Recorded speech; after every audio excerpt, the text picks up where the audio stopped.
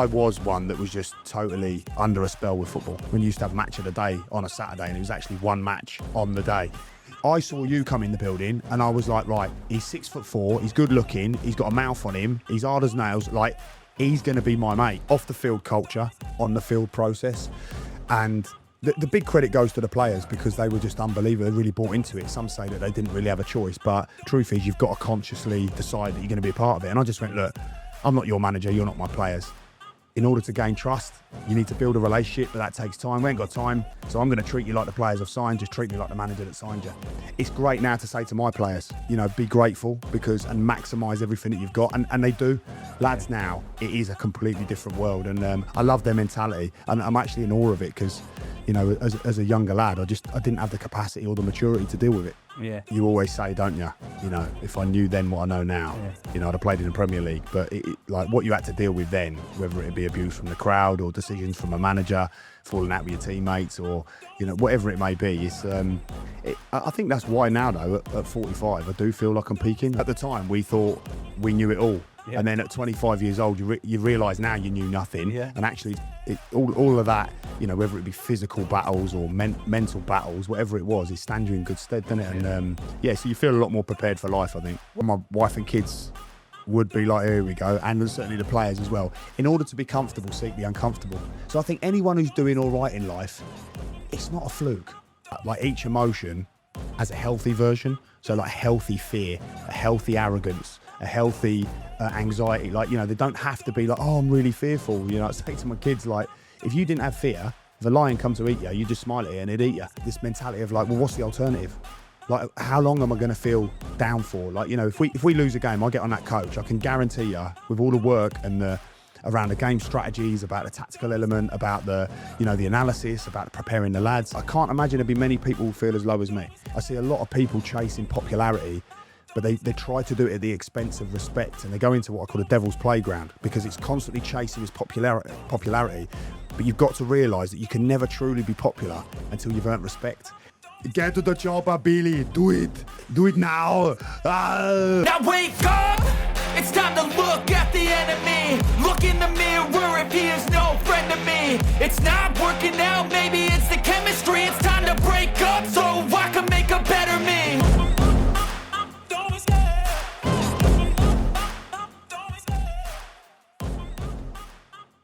Here we go then, welcome to another edition of the Pezzadox. I am Kyle Perry, your host, and joining me at this time is longtime friend Gav Cowan. How are you? I'm good, mate. How are you? I usually say, I've been looking forward to this one for a while. I actually genuinely am this time. Yeah. It's been some time coming, hasn't it? I know, mate. How long's it been? Oh, years now, but we've been talking about me coming over for a while, haven't we? So just, I wanted to pick your brain because in the stiffs and stuff, which we'll get into. Yeah, of course, yeah. But how's things? Yeah, good, busy. Just obviously trying to get towards the season. Obviously, with Saturday being as we record now, Saturday's the big day for us. So yeah, it's been a long summer with recruitment and just trying to get players in, a couple of players out as well. As it's a little bit of a change for me now being in the EFL. But it's enjoyable. It's especially at Shrewsbury as well. We're quite lucky to have a really good setup. So yeah, enjoying the day-to-day stuff. It's weird, isn't it? Like, how many teams have we played for together? Maybe a couple or something. Yeah, 2 or 3. And we've travelled in. And over the years, you look back and you try and like assess your career and stuff. And I always like try and look at players who I thought they could go on and do well in the game. They could go on and manage.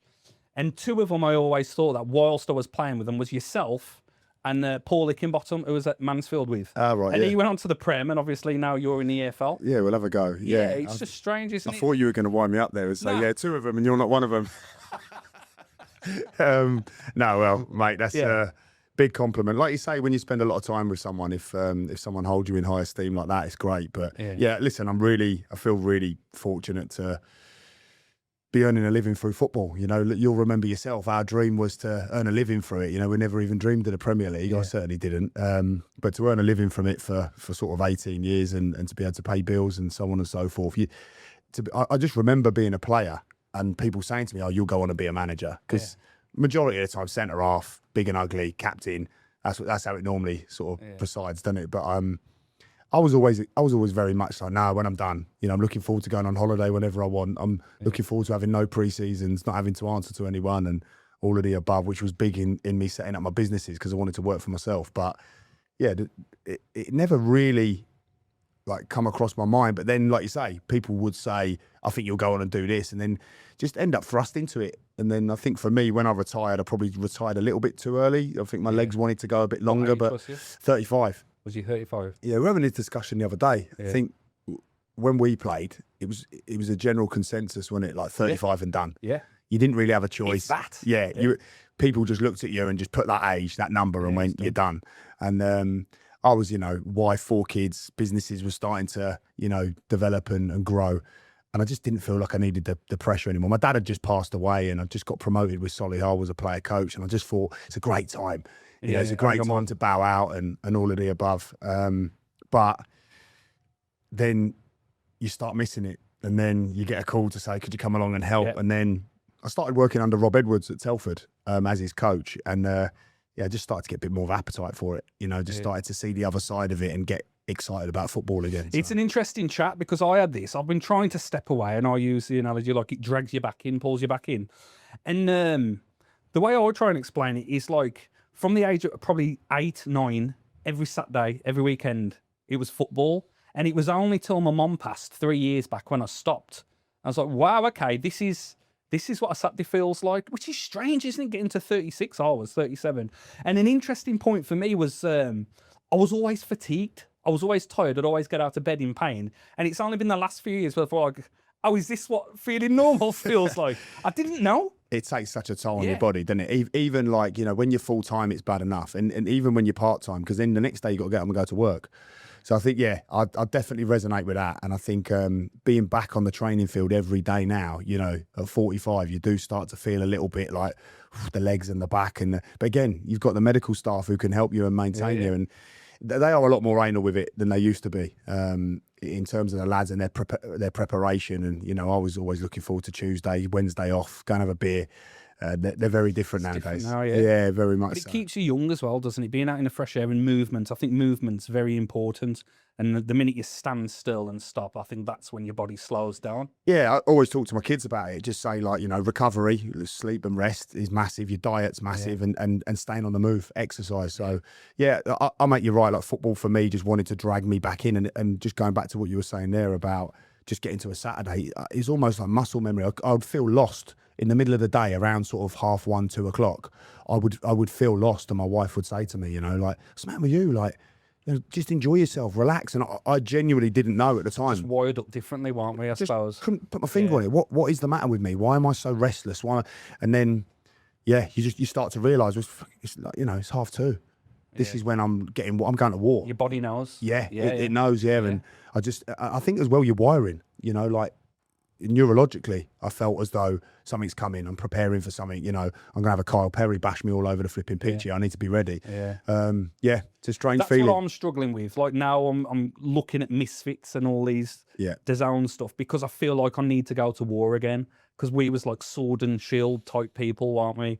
So I used to love the fact that I'd go out and get concussed and carry on playing, or I'd dislocate my shoulder and carry on playing. I know it's stupid. I know it's stupid now, and straight away they'd pull you off and you wouldn't be seen again on a pitch for 2 weeks and stuff. But I took so much pride and contentment in being like that old school mentality. And now you look at old pros and they turn to addiction and gambling or sex or whatever the kink was. Everybody needs something, don't they? The release. Everyone needs a release. Yeah, and it's an identity, isn't it? You almost, like you say there, you're getting a badge of honour. You know, my kids always laugh at me because I've got no nose. I press my nose and there's nothing there, and it's like, 'cause I broke it 4 times, and I love telling people. You're like, I broke it 4. At the time, obviously it was horrendous. Like I wanted to cry into my pillow at night because couldn't feel my nose and it was hanging off. But those war wounds, you do miss it. And the one thing people say to me, do you miss playing? I think it's the contact that I miss. Healthy contact. I'm not talking about, full-on cage fighting. I'm talking about, just feeling someone back into you and make sure you got your arm there. It wasn't nearly cage fighting. It's different.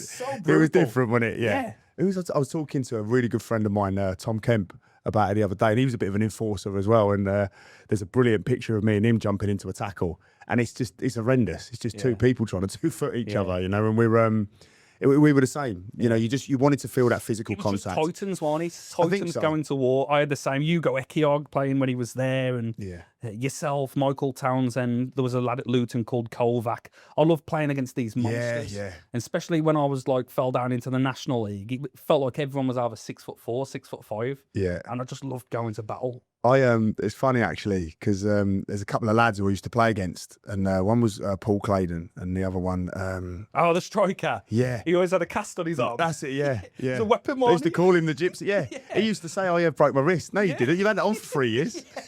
You smashed me in the head with that 4 times today. How did you get away with that? Oh, I don't know. That's class. Yeah, he used to just go around like Keith Lemon with this big cast on his own, just smashing smashing people over the head. people. Yeah, and then Tommy Wright as well. And I always remember with both of them. Funny enough, we had exactly the same conversation, and obviously you're not playing anymore, and you're going up against each other from a management or coaching perspective. And I'd always have a beer with them after. Never played with either of them, but I remember distinctly having battles against both of them, and obviously you'll remember the feeling of like you've just been smashed and like this straight face. No, like I will not show any pain. And I'm like, everything all right? Yeah, fine. Yeah, and inside crying like a little baby. And I'd have this conversation with them, and I used to look at them and think, flipping it, these lads are hard as nails. They never show anything. Didn't realise that I'd used to try and do the same.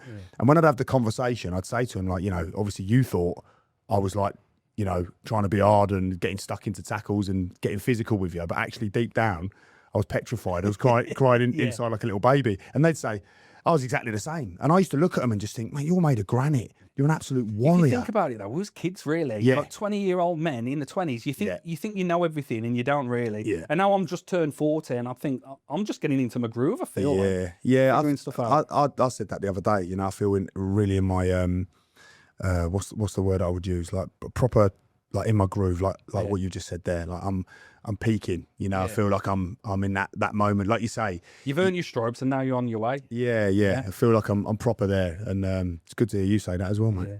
I had it with Kovac. So I was a bit more different. I was very vocal. I always call it the dark arts. Sometimes I'd play the pantomime because you would, like I said, I'd come off with a concussion. The ref said, play on. Smash my teeth 11 times, like your nose. And going against this Kovac, Luton away, I thought, you know, when you help somebody up and you grab the back of the tricep and twist it. Yeah. He went down and I've grabbed his tricep and twisted it as hard as I could. And he's just got up like that and carried on playing. And I thought, in that moment, I thought, this is the hardest bloke I've ever seen. And then the next time the balls come up from a goal kick, I'm just, you know, like you're waiting for him. And then I didn't win the header. He won the header. Yeah. And then it took me, you know, like this conscious thing where you've got to analyse your own thoughts. Yeah. In the game, I'm thinking, hold on, he's beat me now. He's 1-0 up. I need to change my thoughts. And it goes back to like the start of a game, and managers used to say, win your first header, win your first tackle. They probably still do say it more. I've got a great picture actually of me and that Kovac going up, and I remember we were zonal from a corner, and he was at the back post, and I was thinking, I'm a sitting duck here, and I just abandoned the zonal because I just thought he's going to run all over me, and just made sure I got up against him because, like you say, he was a monster, wasn't he? But it's that same thing with Tommy Wright. I remember, I think he was at Darlington at the time, and I remember the ball going towards the near post, and I thought there's no way he's going to be able to turn that round the corner to score a goal. So what I'll do is I'll use the opportunity to, you know, look like I'm going for the ball and give him a flipping really good, like with my forearm. And I remember catching him and like I heard the crack and I thought, oh, like, you know, almost like you go cold. You think, like, I never wanted to hurt anyone. I wanted to let them know that I was in control. And I panicked a little bit. And he was on all fours, and I was thinking, yeah, that's it. Just stay down, just stay down. And he got up, looked straight at me with a straight face and ran off. And I just thought, oh, no. So what was he? Did you ask him that? Say again? Did you ask him? Did you ever find out what it was? No, I just looked at him. He was on all fours where I'd smashed him. Yeah. And he got up, just stared at me, run off. And then the next goal kick, obviously, he's just come from the side and absolutely taken my head off. Yeah. And What was the crack? Do you know that one? No, just it must have just been the connection, like my forearm and his head. And I just remember thinking, oh no, like please don't say I've done anything to him. But he was in a bit of trouble. But then, like I say, when he stared right at me, you then start thinking, oh, I might have. It's picked the weird wrong though, fight isn't it? here. It's like what's fair in the art of war. And I was the same. I never wanted to really hurt anyone. No. And I did at one point crack somebody's cheekbone at Stevenage. Can't remember his name, but I scored 2 goals in the first half. I had 1 disallowed for offside for I was flying. I cleared this corner, and then the ball's got stuck under his chest. He's on the floor, and I'm chopping it from under him. Yeah. And then I've cleared it. I've gone to jump over him, and he's flipped his body And as he's flicked his body, I've kind of fell back on him. Yeah. Kept running. The game was stopped for 20 minutes. And I can't remember his name. He's a Football League manager. But he was over the far side in the fourth tier. And then it was 15, 20 minutes. He was down. He was really hurt. The fourth calls the ref over. I was right by the linesman here. The linesman says, no, it's fine. He did an accident. Yeah. I wouldn't fancy you falling on me, though. Yeah, well, no, you wouldn't fancy me now. 20s plus down. Yeah, no, but yeah, the fourth sent me off, got sent off. And from that point, I struggled to get back in the team. We had to do a press conference where I had to publicly apologise because the manager threw me under the bus. Because we was 2-0 up and then we ended up losing 3-2 and like we went in on a losses streak. David Oldsworth, fucking hell, what a guy he was. Got scapegoated a little bit. Yeah. And that was difficult as a 24-year-old man, do you know what I mean? Trying to process and deal with that, which people don't realise, do they? No. I think, like, mentally as a young lad, you always say, don't you? You know, if I knew then what I know now, you know, I'd have played in the Premier League. But, like, what you had to deal with then, whether it be abuse from the crowd or decisions from a manager, falling out with your teammates or, you know, whatever it may be, it's... I think that's why now, though, at 45, I do feel like I'm peaking. I do feel like a strong... you know, man, right. Is because obviously you've gone through at such what we think at the time we thought we knew it all, and then at 25 years old you realise now you knew nothing, and actually all of that, you know, whether it be physical battles or mental battles, whatever it was, it stands you in good stead, doesn't it? And so you feel a lot more prepared for life, I think. Well, when I become a dad, kind of at 26, I kind of felt like I had my fill, like I was done with the game. Where really I could have got my second win and pushed on, but just because it's just constant negativity, isn't it, in the game, more or less, and you've got to filter it. So I got to a stage where I wasn't having good relationships with managers. I wasn't really having good relationships in dressing rooms with people, and then I've always been like Marmite to fans, like hot and cold. I think you've always been really well liked by your own fans. I think, again, what I suppose is a compliment to you is the away fans that never liked you, because number one, you were a goal threat. Number two, you did like to play the pantomime, didn't you? You know, like backing in and the dark arts and, well, you know, slapping him in the face and going, oh, like holding your eye. I think that was a compliment to you with the fans, because I think, again, you were always quite well revered by home fans, but it was away fans that used to get on your back. I appreciate that. And some managers understood me, and I'll drop some names. Lee Sinnott understood me. I've got a lot of time respect. He played you a lot, didn't he, at Altrincham, was it? He signed me for Vale, and then he took me to Altrincham. Ah, cool, shit. He said, you're a weapon. And same as Paul Cox, who I went and did a little stint at Kettering with, and he did try and take me to Mansfield, but I had a little stint there, and I didn't want to go back. Went Lincoln, that was a mistake. But both of them said, like, if you're not the centre of attention, you've got defenders on you creating space for other players. Yeah. So as a chess player, you're always effective on the chessboard. And that stood with me. So like because people in the game still get in touch with me and ask for opinions and advice. And like I say, you've got to be a weapon, whether you're a long throw, whether you've got a massive kick, whether you're a pivot in the box, lean into it. Yeah, I think everybody's got their strengths, haven't they? Like some, you know, even recruiting now for strikers, you know, I have a certain type of striker that I like, but, you know, you can have a 9 that is going to be that pivotal, you know, sort of point of that's where we want to get to. You know, we want to hit the big man. You're going to have lads who want to run into the grass in behind the fullback down the side of the centre half. You know, you're going to have players that relentless energy. Yeah, they want. You've got lads as well who want to be team players outside of what I call the 2 18-yard boxes. But when they get in there, they're going to be selfish. You know, so I think what you've got to try and do now, if you want to be successful in the game, you've certainly got to be a high achiever in a lot of that. I think there definitely used to be, you know, an isolated skill set to each player. And I think now they're all so well-rounded. You know, they want to be a target man. They want to be a link player. They want to be an in-behinder. They want to be a goal scorer. Yeah. And they're all athletes. It's the way they're built up. Yeah, absolutely. But that's an interesting one, because you obviously had a very good career as a defender. When you look for your ideal striker, do you picture somebody who you hated playing against? Absolutely. Yeah, absolutely. And as well, I think, depending on what league you're in, like sometimes as well, I think if you're looking at League Two at the moment, you know, you look at a certain type of striker is going to be successful. You know, you think, for me, when I played, I almost relished the big guy, because I felt like he wasn't going to get me across the ground, which was probably my weakness, or was my weakness. Aerially, I felt good. I was a good footballing defender to a point. So it was always like they were going to be quite static. So I quite revelled the battle. It was when you would get someone who was sharp. So I was quite was not too bad in terms of speed of thought, so I was all right there. It was when you got one that was 6'2", would try and manhandle you, and you think, oh, good, he's not going to be able to run, but then could run as well. Yeah. And I think I remember the first one that I got.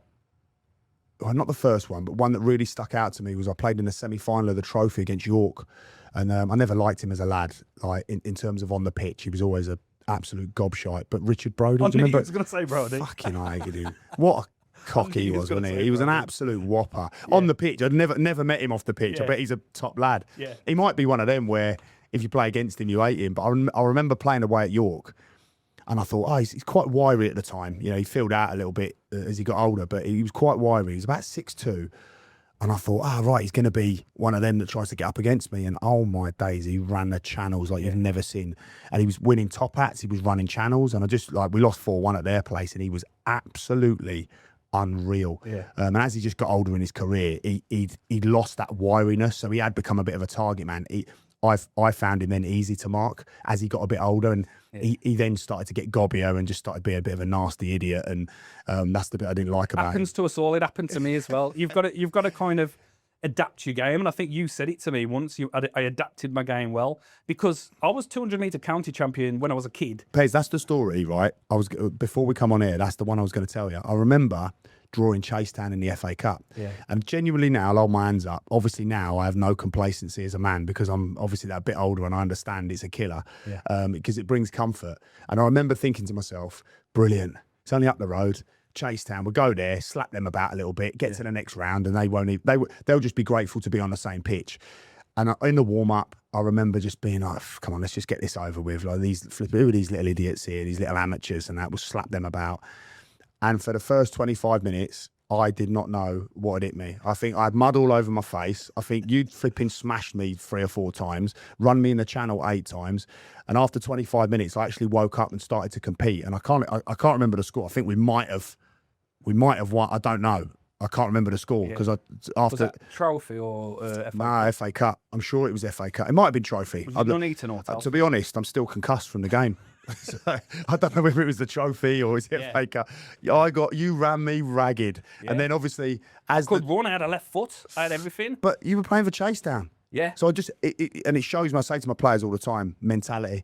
I turned up, and after 25 minutes, I started competing more because I realised, I'm in for a game here. Yeah. Not like I'm well in a game here. Like I'm well behind, should I say? But for 25 minutes, I just couldn't catch my breath. I would just genuinely just turned up thinking this was going to be a little, we have it, you have it. We'll score a few. You'll just be happy. You'll shake my hand, probably ask for my shirt afterwards, I imagine. It didn't turn out. You've always been big time. Yeah, yeah. I tried to give you. I thought you were going to give you my shirt when I got in here, but it just shows you, doesn't it? It just shows you that mentality is massive in the game, and you definitely adapted your game as you got a bit older. But again, I mean, that was through injuries, I think, as well as stuff rupturing my thigh at Mansfield. But it's interesting you say that. I had a really tough indoctrination into the game. As I say, I was at Walsall 9 till 18, didn't enjoy it. Paul Merson was my first gaffer coming through at Walsall. He was addicted to certain stuff. He was doing stuff he shouldn't have been. He wasn't a good role model. And my contract ran out, ended up in non-league. I had no contacts, no agents. I was off to a flyer, but it was my first season at Telford. So at the time, I was playing against Aaron O'Connor. Do you remember him? He was playing. Yeah. Vardy was playing for Stocksbridge Park. This was in the league I was in. Vardy, Aaron O'Connor. There was Ashley. He was the Welsh captain. Ashley. Ashley Williams. Ashley Williams. Yeah. He was in. So do you know what I mean? There's names throughout that level. But my first season, scored 36 goals at Telford. Bernard McNally wanted to release me in the summer. 6'4", 18-year-old wanting to release me. But you didn't get past 40 goals? No. You'll have to go then, mate. You'll have to go. You've only scored 36. The season we'll have to leave it. Scored 47 for Crawley. I scored 36 for Tamworth. But again, he got his 65 grand. He got a ridiculous move, didn't he? Back into the Football League. I didn't have anyone ringing my phone. I've scored over 300 career goals. But I don't know, man. I was always like Marmite. Where now you look at you now, though, mate. Look, you've got your own podcast. Let it go, mate. Let it go. Mate, but like you say, it's like I think everything for a reason. You know, like I think like you ended up having like you got your band. Can't let it go, Gav. No, please, let me just run one more stint. Just give me one more start. I just think like for me in my career, I always say like in my foot was the championship, in my head was National League. I think I was an half decent. I think that was unfair. I think you could have gone far. Yeah, I honestly do. That's what I'm I mean. not blowing smoke. You know me. I don't blow smoke, mate. And No, I've come across that, players mate. I've played with, and I thought, fuck it. But again, it's. And again, I've had players who have gone to the Prem, and I thought, fucking hell. Yeah. How's that happen? I think But I've what never I was looked at saying anyone. though was like I feel like it's a mentality. Like I say, in my feet, I felt like there was championship, but in my head, like I was too quick to want to get to Tuesday finish training, get to the boozer, Wednesday off, stay in bed all day. Like it was a different culture, wasn't it? And I've got to be accountable, but I didn't do enough extras. I didn't take opportunities. And listen, I have no regrets because I'm very grateful to have played football for 18 years. And what I distinguish a career is being able to pay your bills. And I was able to do that. And it enabled me to build my businesses. And now it's given me a pathway into obviously the Football League as a manager. But I think you do look back understandably and just go, well, ability, I've absolutely no doubt. And there was a couple of opportunities that, and oh yeah, QPR came in and that didn't come off because I was due to go there and that was my boyhood team. And I've got all of them stories. I just think that it's probably been the benefactor in getting you to now later life and having all of that experience, all of that know-how to be able to put into, and obviously, still learning, but just to be able to put it into practice now. Yeah. But yeah, just going back to non-league, I think what an unbelievable platform for young lads to go on. And like you say now, I talk a lot to my players at the moment about gratitude. And I just say to them, like, you'll look back like me and go, I could have done this. And actually I just didn't maximise that ability because mentally I was just so true. I think a lot of fear as well. I think a lot of achievements have come out of fear and maybe just, looking at opportunities in the eye and not quite taking them. It's almost like, oh, could I go there? But, what if I fail? All of that. I think it's, I think there's a lot to be said for life experience. So some people cotton on a little bit earlier.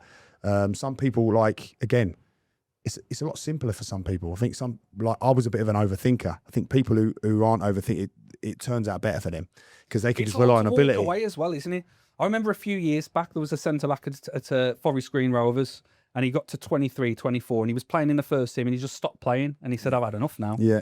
And I couldn't get my head around that. But now I think, wow, if he's got enough about him to realise it's not for him and to walk away, it's an interesting conversation, isn't it? Because everybody kind of, as a kid, wanted to be a footballer.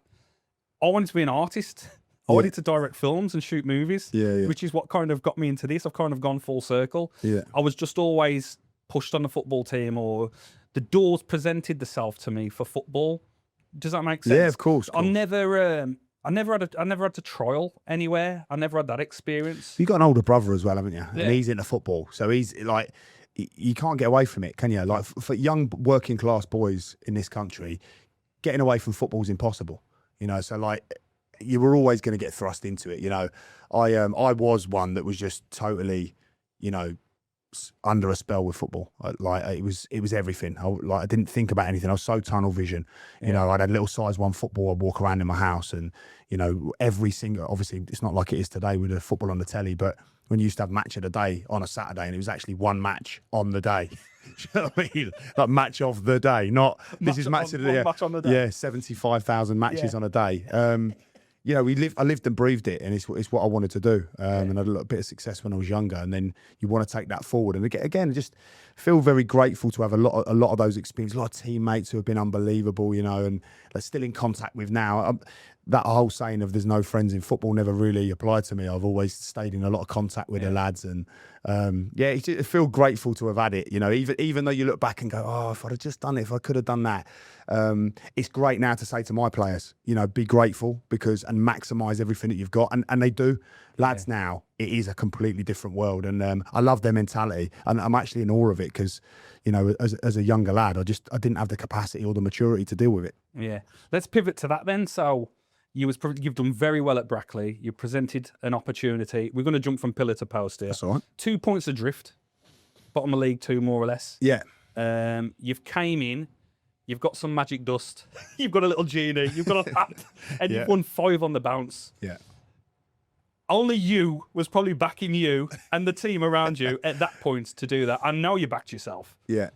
I think the Brackley thing is, truth is I didn't want to leave. Yeah. I didn't want to leave. You know, we'd obviously got to a playoff final, a couple of FA Cup runs. We'd won the league that they've been trying to do for 10 years. The people there are magnificent. You know, fans were great for me. The players were just, you know, brilliant people. I recruited so well. And I knew we had to play a certain way. One, to get out the league. And then the following season, I knew we were going to have to be really difficult to beat in order to survive. And I think when I left, we were like 12th or 14th. I can't remember exact. But in the National League as part-time team, we'd never been there before. And yeah, we were doing great. And I didn't even have any ideas. I wanted to push the club on. You know, I was fully focused on helping them, you know, maybe transition into full-time and so on and so forth. And I think there'd have been a little bit of attraction from, well, there had been attraction from clubs in the National League, which was, I think there was 3 or 4. And every single time the club were amazing. Come to me, what do you think? And I'd say, no, look, you know, this is perfect for me, for my family, for the businesses. There's not going to be many that are going to turn my head. And then I got a call from the chairman who just said, look, I had a call from the Shrewsbury Town chairman, and I'd had a little bit of an inkling that my name had been getting thrown about, but nothing concrete. And then, 10 minutes later, I just said, look, if they're going to want me to interview, it's going to be a no, because that's distracted the players previously. But if they want me to have the job, you know, it is one might have a chat with them about. And then I called him and just said, look, you know, with the greatest respect, if it's going to be an interview, he went, I'll stop you there. We want to offer you the job. So went in there. As soon as I walked into the training ground, you know, no slight on the previous regime, but you could just smell it. You know, there was a disconnect. It was gluttony everywhere. You know, I felt like there was something wrong. And I, you know, not so much a thought, but a feeling, you know, that energy and that 100%. Walking around the place. And I spoke to a couple of the senior players and just wanted to change the culture, first and foremost. 2 days before we played Barnet at home. Barnet, very, very good team at the level, doing really well. I think they'd won 5 all season, which put them second or third from bottom. And yeah, just spoke a lot about culture, about gratitude and not gluttony. So be grateful to be here. Look at the things that we've got. We've got a chef, state-of-the-art gym, kitman's unbelievable, medical staff are fantastic. Look at the facilities. But I was seeing, like, and I know it sounds crazy, but I'm really big on the 1%. Yeah, and I'm like seeing, like, you know, we're lucky to be sponsored by Wenlock Spring. And there's like bottles of water, half drunk, just laying around a training ground. And there's, you know, again, it's no slight on the individuals. It's just become a culture. Yeah. It's become a behaviour. Yeah. And there's things in the corridor that shouldn't be there. And I just, right, we need to tidy this up. Yeah. You know, let's get some gratitude. Let's get, like, you know, first thing you do in the morning, make your bed, tidy your room, you know, whatever it is, your house, like, get it right. And then you can build then and go on to bigger things. And I just felt as though even just freshening the place up would give everyone a bit of a lift. Yeah. So we did. We opened all the windows and we cleaned the corridors, and we got rid of all of these, like, look, if you're going to have a bottle of water laying around, got to have your initials on it. So you'll get fined 20 quid. If there's no initials, everyone gets done 20 quid. Then I went, right, there needs to be a bit of culture togetherness. Right, Cheltenham's round the corner. Project Cheltenham. Let's get everyone fined. Let's get as much money as we can. Let's go and have a day together. You know, let's go and enjoy a bit of time. And they were just really wary of me, because I'd gone in with, it was almost like a contradiction of professionalism, but we can enjoy this, lads, and we can have a bit of banter, and we can go and have a beer together. And it was almost like, oh, well, but hang on a minute, you're talking professionalism. And then that was the culture that they had to buy into. Finding a balance, isn't it? Absolutely, yeah. And I think we caught the sweet spot. But then it was, when you talk about the magic dust, it's like my process. So Trust the process. Yeah, absolutely, yeah.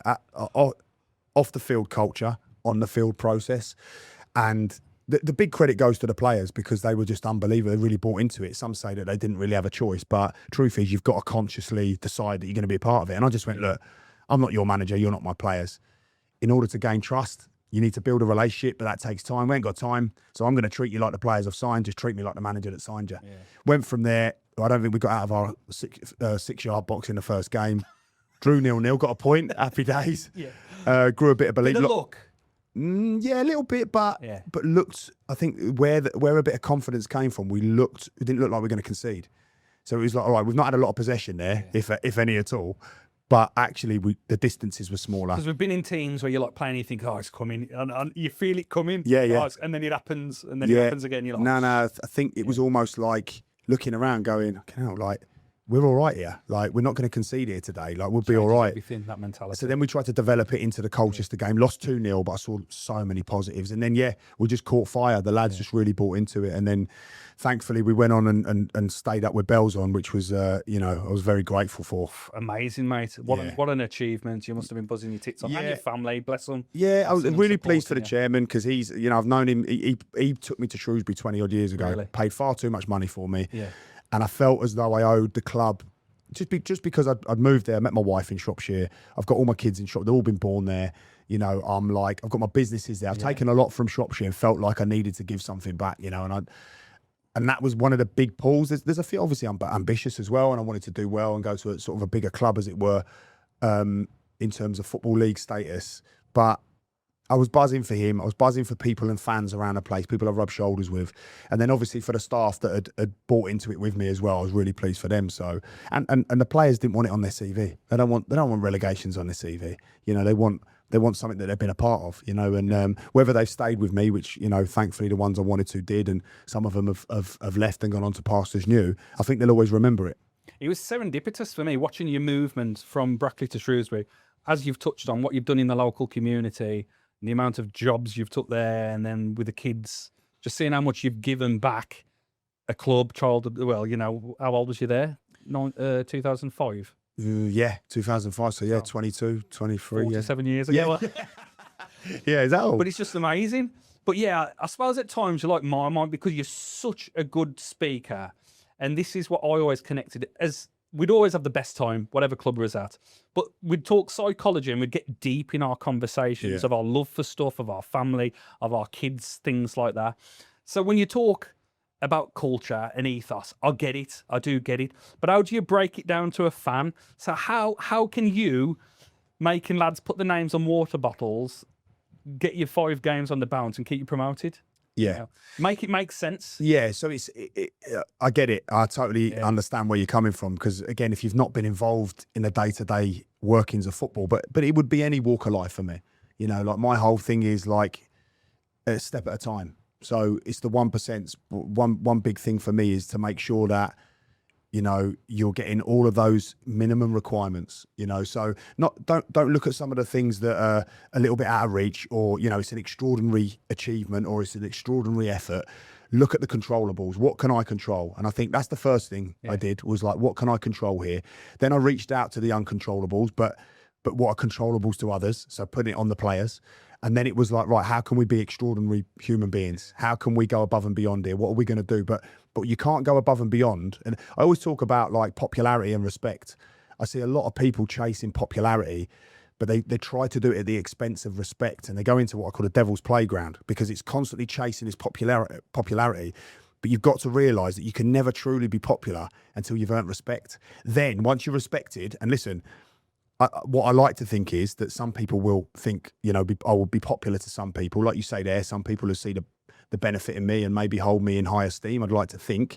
But some people won't. But what they will have to do is respect me. That's the bit I can control, and I think that's by being true to your word, honest, have integrity, be loyal, be trustworthy. What about accountability for the players, individuals?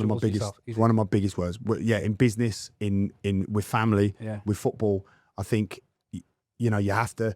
I played under a manager called Gary Peters, and we totally bumped heads. Like, he signed me, he weirdly deep down loved me, but loved to hate me, and just had this ridiculous bar of expectation that he expected me to reach that was unachievable. So we ended up falling out and bumping heads, and a couple of times I felt like he'd wronged me, and I probably played a bit of a part in that as well. But one thing he always used to say to me was like looking in the mirror.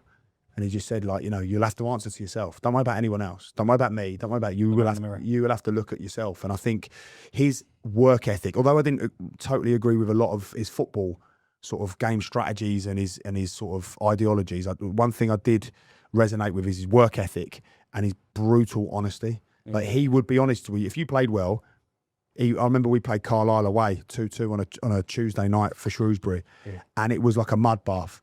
And I just particularly had a good game. I think every time they had a shot, he'd hit me on the, it's that, have you seen that video of the lad in goal and it just smashes him in the face and all that? It was like me. 7 times. Yeah, that night, if I tried to do something well, I did. If I didn't, it still went well. And he just singled me out in front of everyone. You were unbelievable tonight. And that was after him knocking me down a lot. And I learned a lot from him in terms of like work ethic and accountability. And even if someone else is 99% accountable for what's gone wrong, you're still 1%. What could you have done better in that 1%? And it's a brutal way of looking at it, but I honestly see a lot of the benefit in it. So I bring that to the players. It's like, look, no one's going to feel sorry for us. Like you say, when I go into an interview and I speak the way I do, I'm not sure what that is, but I try to be authentic. But some people, because I'm trying to be positive, I think a lot of people resonate with positivity, but some people don't want to hear it. They want to hear like, well, aren't you sad? Aren't you upset? Aren't you gutted? Well, yeah, I take that as a bit of a given. What I try not to do is get emotional about results. I'm very passionate about results. I'm more emotional about our process, because when we do our process, I know that we get success. So and within the process is a lot of controllables. So yeah, I always seen that as well, like playing with you. The time you'd come and collect me and Ken, we'll get into Ken in a little bit, we'd be the first ones there and the last ones to leave. When the timing was right, we'd be the class clowns, the biggest in the dressing room. We'd be the personalities. When people were down, we'd make the most noise. And then when you needed to switch in, you'd switch in. Your head's in the game. And for me, that was like, it was transparent. Do you know what I mean? You aren't blagging it. You aren't phoning it in. No. It was all real, and I think that's why people connected to you then in dressing rooms. And I'm guessing, I know a lot of the lads who played for you at Brackley and stuff. I know that's why they've connected to you now. I have core values of like, and I bleed the lads' ears with it: honesty, integrity, loyalty, trust. And I just think if you can go through never knowingly breaking those characteristics, you're on the right lines, and God willing, I continue to do that. And we all have down days, don't we? So, we all make mistakes. Oh, listen, like... I made a mistake once. I give a pass away. Yeah. Yes, man. Last time I was wrong was 1984. No, I think like that to me is like almost like already set in stone. Of course we all have down days. Of course I'm disappointed when things don't go well. But I just almost have this mentality of like, well, what's the alternative? Like, how long am I going to feel down for? Like, if we lose a game, I get on that coach, I can guarantee you, with all the work and around the game strategies, about the tactical element, about the the analysis, about preparing the lads, no one, I imagine, and I don't want to be narcissistic about it, but I can't imagine there'd be many people who feel as low as me. But I almost like, in terms of the inner strength, is to go, well, what's the alternative? Am I just going to keep feeling like this? Sometimes I do give myself the evening. I stay off social media anyway. That's a big thing for me. I just think win, lose or draw, positive or negative, it either inflates your ego or makes you feel lower than a snake's belly. And more often than not, it's people, again, if you're going on social media and commenting on football matches in a really harsh way, then I'm not sure who does that. So not many of my friends. So I try and just stay away from all of that. But I do give myself the evening to be family feel it. We're all hurting. But then the next day, it's like you wake up with that you'll remember when you've lost football matches or you've missed a penalty or last minute like in on goal, and I just think that sometimes you've got to just find a way to get over it. And I normally give myself a bit of the Sunday and I watch the game back and get a bit insane to it and then go a bit stir crazy, and then all of a sudden Monday comes and you're like frothing at the mouth again. I've got to make it better again. We've got to get it right. We've got to make it like insatiable. It's the best analogy for me is the film Inside Out by Pixar. Yeah. You need all the emotions to make it work. Yeah. Like sometimes it's okay to sit in the sadness, okay to feel sorry for yourself, but as long as you pull yourself up, as long as you use it to inspire you or drive you on, usually they say, oh, this negative thing happened to me and it drove me on, or the naysayers pushed me on.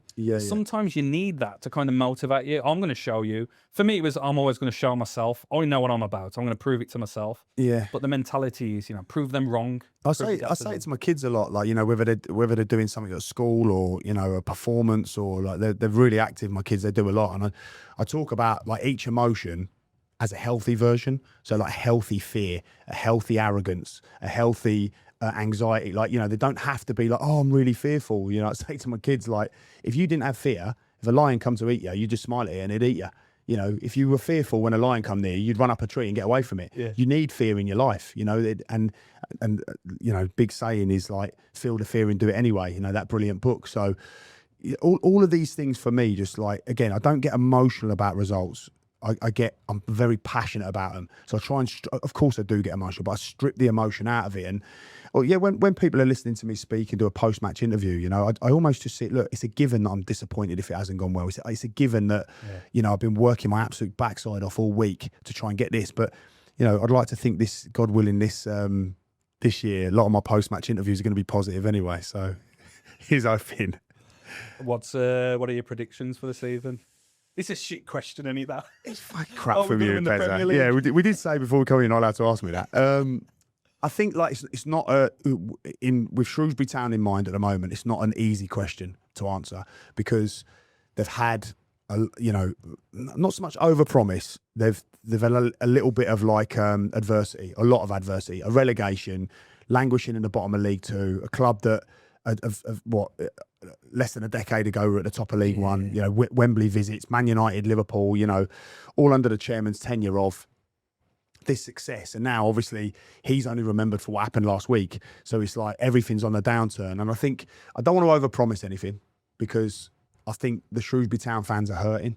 You know, they're still hurting a little bit. And I see and hear that with a little bit of the negativity, even the undertone negativity. Sometimes I feel like no matter what I try and do right, isn't going to be good enough. But I think, like I say, you can't get narcissistic about it.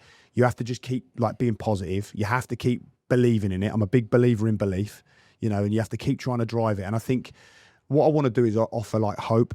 And I think this season, with the recruitment that we've had, I think we've gone young, athletic, mobile, lads who have got good IQ, ability in the middle of the field, pace and athleticism out wide. And I just think there's an opportunity for us. I think we could do something extraordinary, but I don't want to put a label on it. I want to just go, look, it's a long season. Let's make sure we start fast. Let's make sure we're in games. Let's grow, evolve. It sounds exciting. You're getting me going?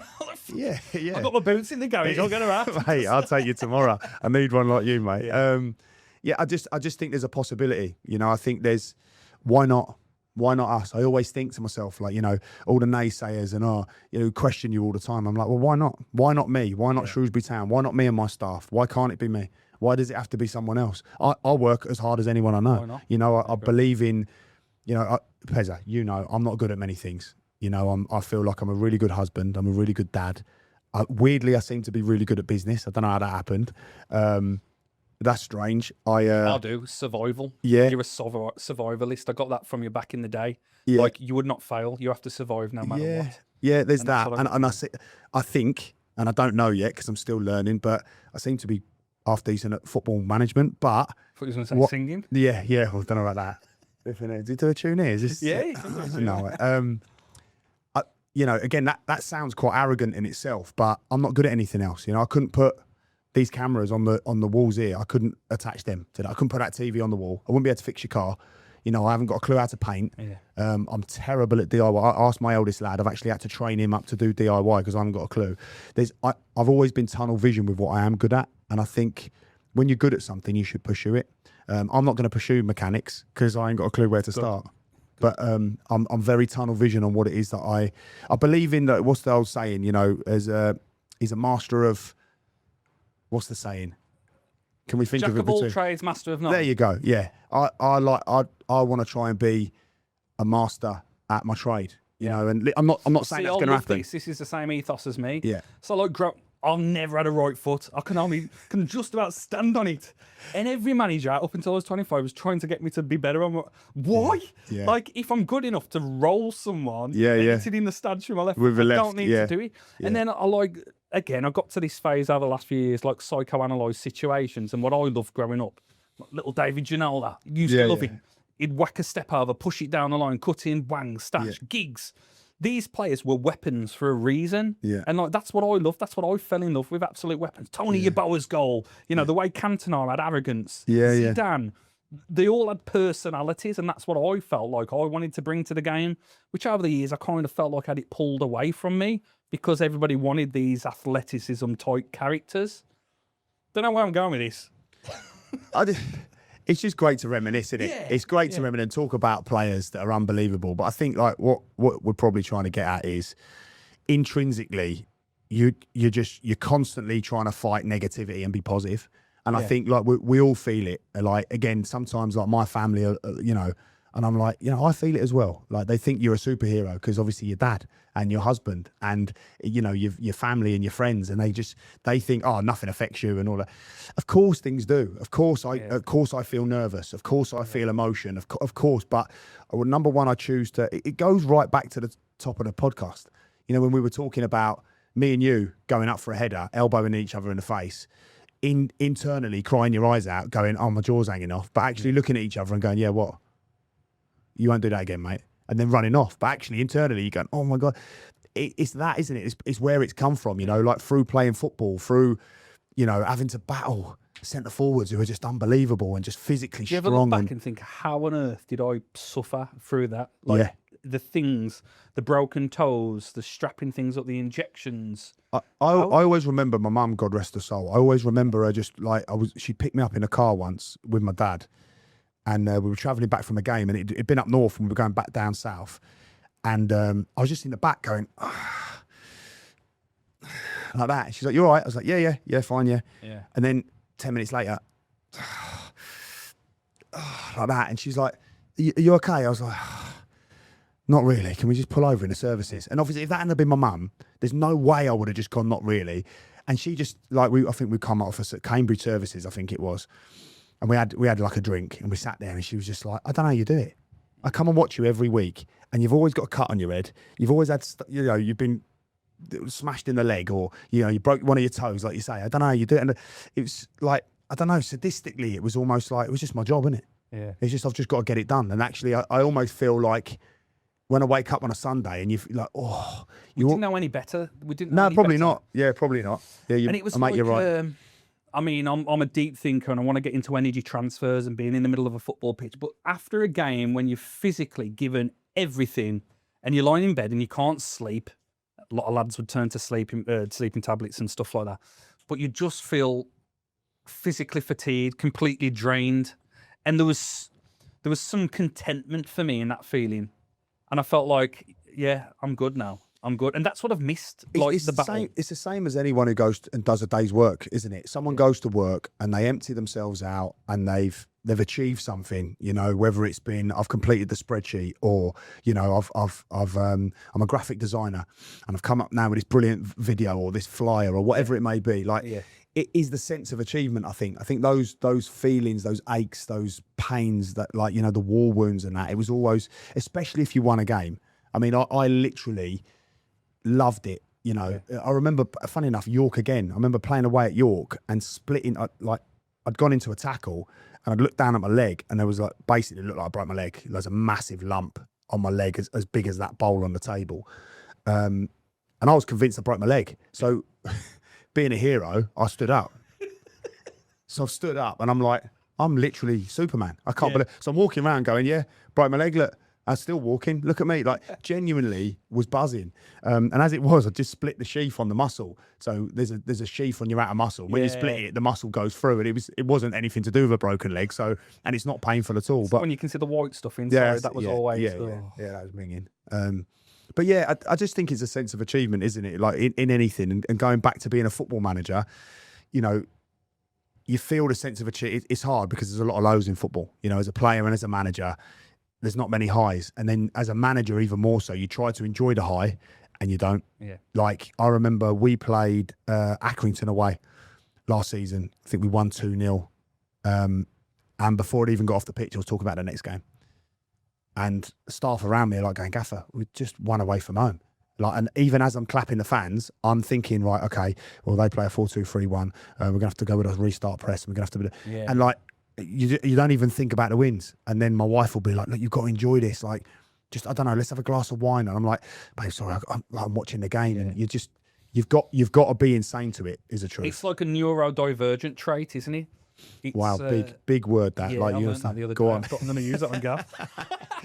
I'm going to bamboozle Gav. It's you know, common terms like ADHD and stuff. So like, you read David Beckham's book, he'd touch up on it, and anyone who's an overachiever will have these traits of, like, failure's not an option, or I'm going to do everything to succeed, or, as you just mentioned, that inner narrator always thinking, not enjoying the moment and then thinking of the next battle. Yeah. You're just constantly chasing the next thing. When is enough to when is it enough? When is it too much? When is it too little?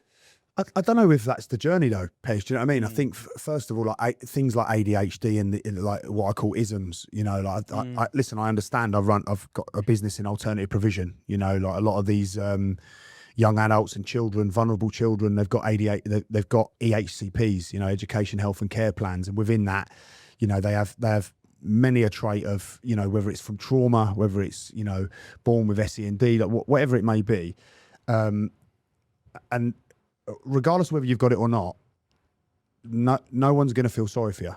So no one's going to give you a pass, you know, and ultimately it comes back to that word accountability, you know. So what we try and do is we try not to lean into whatever that is of theirs, you know, whatever SEN they've got, whatever social, emotional, mental health issue they've got, whatever that may be. We just understand that, but the focus isn't on that. The focus is on your accountability for where you're at. Yeah. And I think that's important. And I think when you're talking about, you know, like the neurological side, when is it enough? I think ultimately, what's the journey? What, like, for me, I write things down. Yeah. So like, what's my journey? Where do I anticipate I'm going to be? Oh, do you really? And I say to my kids all the time, like, think it, say it, believe it. You know, like, hopefully God's listening. And I just think that mostly for me, if you can, I'm a big believer in belief. Yeah. And I think if you can really believe in something and then almost have a pathway towards it, whatever you've got along the line, whether it's be ADHD, whether it's, you know, autism, and obviously I know there's all different levels of that, and it's not as, you know, clean cut as what we're saying. There's a lot of obstacles in that conversation. But for the most part, it's trying to reach out to accountability. You know, like, what can I do? What is within my realm to achieve that? God, there's a lot to unpack here. So again, for me, being back at Telford when I was a young man, carpe diem, seize the day, savour the day. Yeah. I always leaned into that. And then you made an interesting point about people, whatever they do in life, the one to excel, whether they're a graphic designer, whether they're a teacher. I've saw the opposite out there in society. I think society at the minute, there's an expectation level. That's what I'm struggling with. Everyone expects to get results before they've even put in the hard work. And that's why I always go back to football, because there's no excuses, there's no shortcuts, it's black and white. I mean, I'm getting proper psychological with football now. And I think that's why it's like a religion to a lot of people, because people can find truth within the game, even though... And I think like League Two level as well, because there's so much more of an authenticity than what you're seeing in the World Cup and the Premier League. A lot of people are flooding to League One, League Two football, even National League football, because the authenticity is just there, you know. And again, it's still probably far away from being the football that I remember as a kid. Yeah. Sometimes it can be a bit of a pantomime from times, you know, whether that be players or referees or staff, you know, things going on in the technical areas. You try and conduct yourself in the right way. There's so many variables in the rules now that, you know, that creates a lot of drama. Sometimes a game can be like an episode of EastEnders, you know. I don't know the rules anymore. They change it so much. Yeah, we're lucky. We have pro refs come in and talk us through it. And yeah, it's confusing, but for the most part, you try and take it all on board. But yeah, you know, from my perspective, I think people are flooding towards football, like you just said there, because of the authenticity. And it comes back again to people want to be connected to something. And again, it's that immediate gratification that you're talking about, whether it's social media, whether it's like, you know, their laptops or, you know, TV or whatever it is. They always want this dopamine hit. For me, what I try to do is I try to prioritize. Yeah. And I just think that I can only control what I can control. So I think as a football manager, let's say, and as a CEO of my businesses, like, I can control what I can control. I have to rely on other people. I have to connect with them as much as possible. So I certainly have a professional connection with them all. Can I then find sort of like a personal connection in going, look, we get on and we can say hello to each other in the morning and have a bit of banter together, and, you know, does that make us like each other a bit more? And that then drives the professional side. I don't know, but I think for me, I agree with you. I think people want to move, like, if you were to prioritize something 1 to 10, they want to just go straight to 10. Yeah. And it's like, in order to get there, you know, if you're going to get to 10, you're missing out on so much, and it's going to fail. Well, that pulls it back to what you were saying. So I'll ask the question now, and then I'll touch on what I was going to say, like manifestation or religion. Obviously, one of them is your drive. For me, it was always, and it is always about the journey, not the destination. It's not necessarily about where I'm going, it's how I'm getting there, and I'm going to enjoy the path to get there. So for me, I don't do that. I don't manifest. I don't write down, I want to shoot a film within 5 years. I want to settle down. Maybe that's why, because I haven't achieved any of them. I don't know. But I'm very much enjoying the path I am on. So I suppose the question is like that towards you, manifestation, religion. Where does that? Yeah, I'm a God-fearing man. So I wouldn't say religious, but like I have my faith, obviously. You touched on belief as well, which is faith. Yeah. So like my faith is like that Jesus Christ is my savior. So I've gone on record of saying that many a time now, and I think like that's something that's like really intrinsic to me and my family, and has given me a real good focus, which I'm really proud of. But when you're talking about what you're saying there is like I agree to a point. I think like there's a brilliant book actually called The Power of Now by Eckhart Tolle. Really, really good book, and it focuses on very much about. People are so focused on what's going to happen in the future, and they're so, they're dwelling on what's happened in the past, that they don't really focus on the now. For me, it's like, it's finding that sweet spot of going, look, like ultimately, you got to learn from the past. Yeah. Then it is, you're absolutely right. You can only control what's happening now. I've spoken a lot about the controllables, but I also think like, if you're going out for a walk as a family, like where are we going? What are we doing? Like, we're just going to walk. Yeah, we're just going to go for a walk. And then you end up aimlessly going, right, don't know where we are, where we've ended up. Like, is there a pub around here? What's going on? Yeah. Often without sort of disconnecting from the now, can you actually say, well, this is where I want the destination to be? And it doesn't have to be like, right, I'm going to do this and then I'm going to do that. It's just ultimately, what is it you want to achieve? Well, this is what I want to do. Okay, it's the goal, but you can never lose sight of the now. So I think learn from the past, never lose sight of the now, and have goals. Spot on, mate. Spot on. I used to dwell on the past. Why me? Why has that happened to me? And then through cathartic, assessments of myself, I realised to let go of that and just move forward. So, for instance, I would get my enemies on here. I'd get people who I disagreed with, and I'd sit down. Let's talk it out. Let's debate. Let's have a conversation. And like now, I'm sore as like a right-wing sympathiser or a left-wing sympathiser with certain guests I've got on. No, I just want to understand. If the further you separate us, the more difficult things get. I think that's always been a really good trait of yours, though, Pezza. Yeah. You've always been quite open to alternative opinions, haven't you? I suppose that's why you have this podcast. But yeah, I've always loved that about you. The fact that like you're quite nosy. Do you know what I mean? You're a nosy bastard, aren't you? 100%. Yeah, and you like anything that's like you want to know. Well, what's that then? Like, how have you made that work? That's mad that you said that. Yeah. I was told off the other day. So in the office place, I'll ask 1,000 questions. Yeah. And like, people go, fucking hell, here we go. So why are you sitting there saying anything? Why do you not want to understand? Why do you want to come in and phone it in? I want to know. I want to understand, because then I can help improve. I think it just comes from a place of non-judgment, doesn't it? I don't ever feel like you've been a judgmental person. I think you've always been like, you want to know what people are doing, and why are you into that genre of music, and why do you wear them clothes, and why are you that sexuality? Yeah. Like, you've always been like that. Yeah, I remember like obviously in the team, like when you were lead singer of Stubble Mill. It was we all come and watched you. Oh, it was loved class, it. Oh, it was brilliant. It was absolutely brilliant. Especially when we all got in the mosh pit at the front. That was different class. Yeah, we loved it, but we loved the fact that there's not many footballers. See, I forgot all about that. Yeah, not many footballers who were going, right, lads, you can come and watch me in a gig tonight. And we were all like, well, we've got stuff on, but we're going to be there. But you dress differently, and you're singing in a band, and it's not like the chart band. It's like a full on rock band. It was like, well, did you know I was a wrestler from the age of 17 till 19? No. My name was Brutus Lang. I did not know that about you, but I've dabbled in all sorts, definitely mate. Backs up everything, mate. That backs up everything. I had to keep that one on the down now. When I was offered my professional contract, I had to stop wrestling. But again, the chaps I was wrestling went on to be in the WWE, went on to be WWE champion. You got chaps like Sheamus and Wade Barrett. Anyone else, I'd think you were bantering me off, but I believe you. I totally believe you, because it's you. But when I think about journeys, okay, if I took this path, I could have been at WrestleMania fighting Brock Lesnar. Yeah. If I took this path, I could have maybe went into the Premier League. But it's what we were saying a minute ago, isn't it? Like, you can't dwell on the past, you learn from the past. So like could I have done this? Would I have done it? I think we'd all just be like rolling around in our own mess. But Yeah. But as I think if you go, like think of like we were talking about with football. You talk about what we've gained from playing football, and especially lower level football. You know, flipping in the Conference North. You know, getting absolutely beat up, thinking you're a hard man, and then flipping 3 lads headbutt you in the side of the head, trying to pretend to head the ball. You know, I think you learn so much, don't you? And I think what football does is, again, going back to football. I know it's not a football podcast, but it's pretty prevalent here. I think.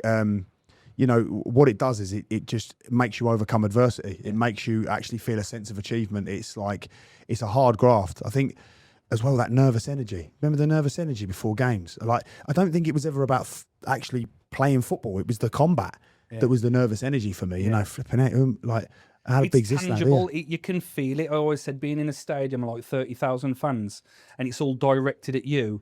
It's like kinetic. You can actually feel the energy. It's transferable. And when you score a goal, there's nothing like you. You like float. I said it was better than sex. Don't remember it that well, but it's you score. Yeah. I think, I think it was more about stopping the goals going in. But I think, you know, for me, I totally get what you're saying. I think hold on. I love that one. Sorry. So now, like, speaking to defenders, they don't enjoy defending. Yeah. And like back in the day, you do a tackle, somebody would get a shot, and you'd throw yourself in front of the ball, and we'd celebrate like it was a goal. We'd all five or each other. The keeper would be on you. I think Does it happen anymore? That I think they celebrate throw-ins now, but like honestly, I think like they get a throw-in or a corner, and they're like, but I don't believe them. Yeah, you know, like when someone does something, like they celebrate like a throw-in. Now I've seen them, like the kids are doing it now as well because they're watching it on the TV, and that I can't stand him. Who's the little left back for Chelsea? Cooker, what's he called? Cookeray or whatever he's called. I can't stand him. Just constantly looking to throw himself on the floor, constantly celebrating a throw-in, and like drives me insane. And I think, you know, like but I don't believe him. I don't believe that, like, you know, that emotion when they're going, I feel like it's all put on. Oh, yeah. Whereas back in the day, you know, you'd see like someone like John Terry throw his face onto the ball, you know, or even going back further, you know, like centre half at Tony Mowbray. Yeah. Do you know what I mean? And like Alan McDonald at QPR, like proper, you know, men. And they would, their celebration would be to stand up, stick their chest out and walk forward into the group. You know what I mean? Yeah, I just done that. And like, it's you don't see it a lot anymore. Vinnie Jones, Paul Ince, Roy. Yeah, these guys are just authentic, aren't they? They're proper authentic hard men, and we were all trying to be them, but they were the real deal, weren't they? We were all a bit of a poor man's, but having a right go, and at least it was authentic. You know, like a lot of it now is, you know, centre halves just falling over, and it's. I think it's tiresome for the football supporter. I think, like, you know, don't get me wrong. I think, look, you've got to win, and you've got to play the dark arts sometimes, and I think, it's great to get one over on the opposition, but it's just. I don't know whether the integrity of let's go down that path. The modern game bores me, and you speak to any football fan, they put football on to fall to sleep. They put it on to have a nap on a Sunday afternoon. I don't know where the game went wrong, how it went wrong. Now, what I'll tell people is watch League Two, watch National League, because it's a bit more smash mouth and real and gritty. I think gritty is the term I used. I don't know where the game's got. Obviously, it's for the high earner now. It's no longer the lower class, middle class. It's for the upper class. You watch any Premier League game, you know, that bloke's not from Manchester, that woman's not from Manchester. But do you know what I mean? It's lost its identity, possibly, but it's making more money than it's ever made. It is a global sport. I think, like, there's a lot to love about it. I think there is a lot to love about it. I think it's easy to get. I think the rule changes have always been quite tiresome. I think they've been more about controlling the game as opposed to heightening the entertainment. I think but it's always happened. The rule changes have always come every season. Yeah, but I think they've never been as drastic as what they are now. You know, I think like the disparity is, and the disconnect for me is, you're changing rules and it's putting a control on the game. Yeah. You know, whereas actually you're asking people to pay for entertainment. So if you're going to, like, how often do you control entertainment? You know, the whole buzz of entertainment is it's off the cuff. It's, you know, it's high end. It's like, you know, like exciting. And I think a lot of the Premier League now, like when they're standing around like waiting for a VAR decision, you know, when a player goes down holding his face and everybody's discussing and waiting for the team. I think that's the disparity. What I would say is, I think, like, from an educational perspective, when you're talking about game strategies, the Premier League and Champions League is nothing like it. You know, it's I'm not saying you can play the same football at League Two, but you know, you can really go there and see some genius stuff at work. Championship stuff is, you know, for me, it's almost like a bit of a middle ground. I think it's high end, exciting, with an element of control, but probably where it at the level it used to be when you were talking about Division 1 and the new Premier League.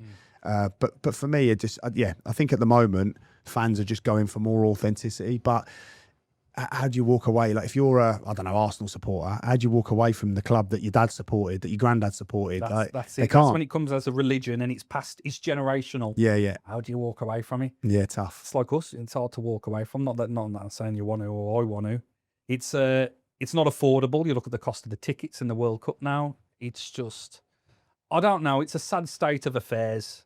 I feel like something else may pop up down the line through. I might be watching the robots play football myself. Yeah. I don't know. Like again, it was brilliant when they were going to do that league, wasn't it? Was Super it League. the Super League? I think the fact that, you know, the fans just stood up and said that wasn't happening. I think that just shows that there's probably not going to be anything too drastic on the horizon. Hopefully there's something. Like, there isn't anything that I don't know, but I think I think there's a lot to love about Premier League football. I think there's a lot to love about Championship football, but I totally hear everybody when they say it just feels a little bit controlled at the moment. You're not a fan of that Super League idea then? No, not at all. No. I just, again, no, it's you know, where does it stop? Yeah. You know, what fans now have got to travel to Barcelona to watch their team. Do you know what I mean? Because they're not like, they're playing, that's and a fair they're comment, playing yeah. 12 games. Yeah, you know, yeah. like, don't get me wrong, it's expensive, but they can still go and watch them against Tottenham. Yeah. You know, it's only across the water. Like, you know, whether it's, you know, Crystal Palace and even if they want to go up to Manchester or Liverpool or Aston Villa or Newcastle, it's achievable, isn't it? It's like it's a lot of money, and it means that people have to miss out on other areas of their life. You know, some people don't go on a holiday to make sure that they get a season ticket and so on and so forth. But if you start talking Super League now, you're talking flights, you're talking hotels. Yeah.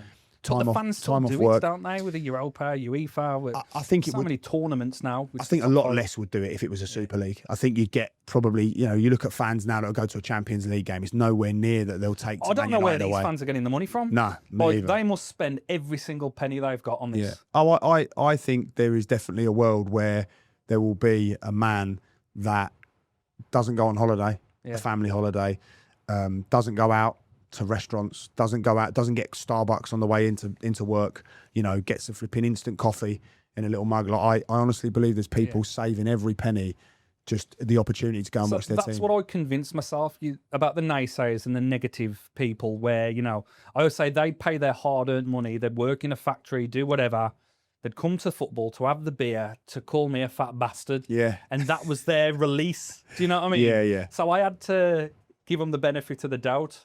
Yeah, I think It's not an excuse, really. They shouldn't be doing it.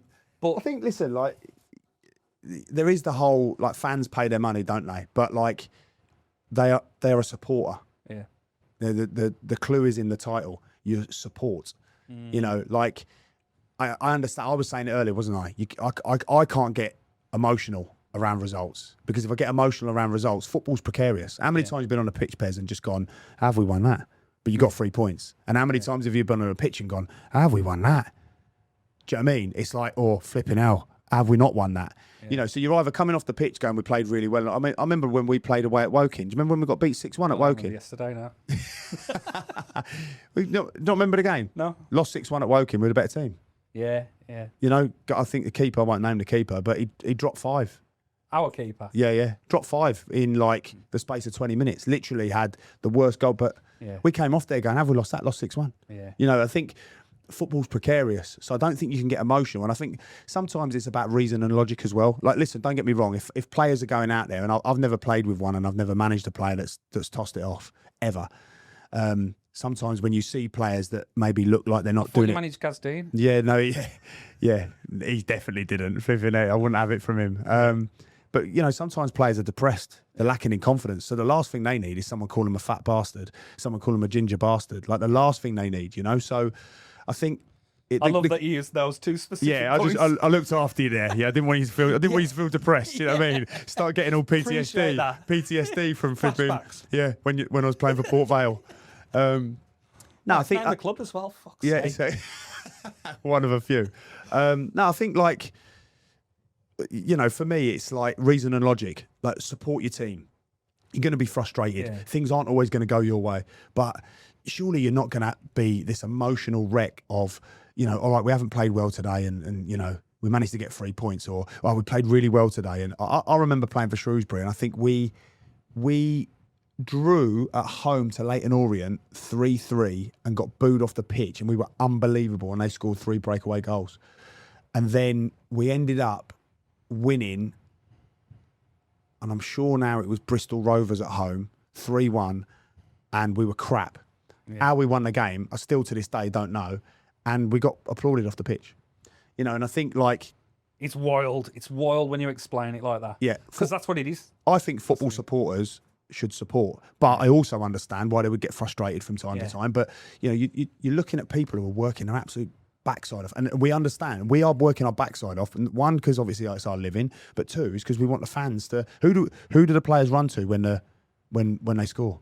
Yeah. Who do I clap before and after the game? It's the fans. We're there for a big chunk of it. It's Mate, for the I've fans. just had a vision of you as PM. Yeah.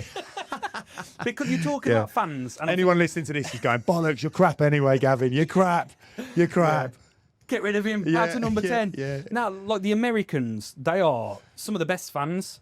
And they'll get the barbecues out outside the stadiums, and they'll drink the beers, and they'll get the mates round for the game. Yeah. You're right. It's a cultural thing. So, like, the dressing room's a cultural thing, and the fan base is a cultural thing.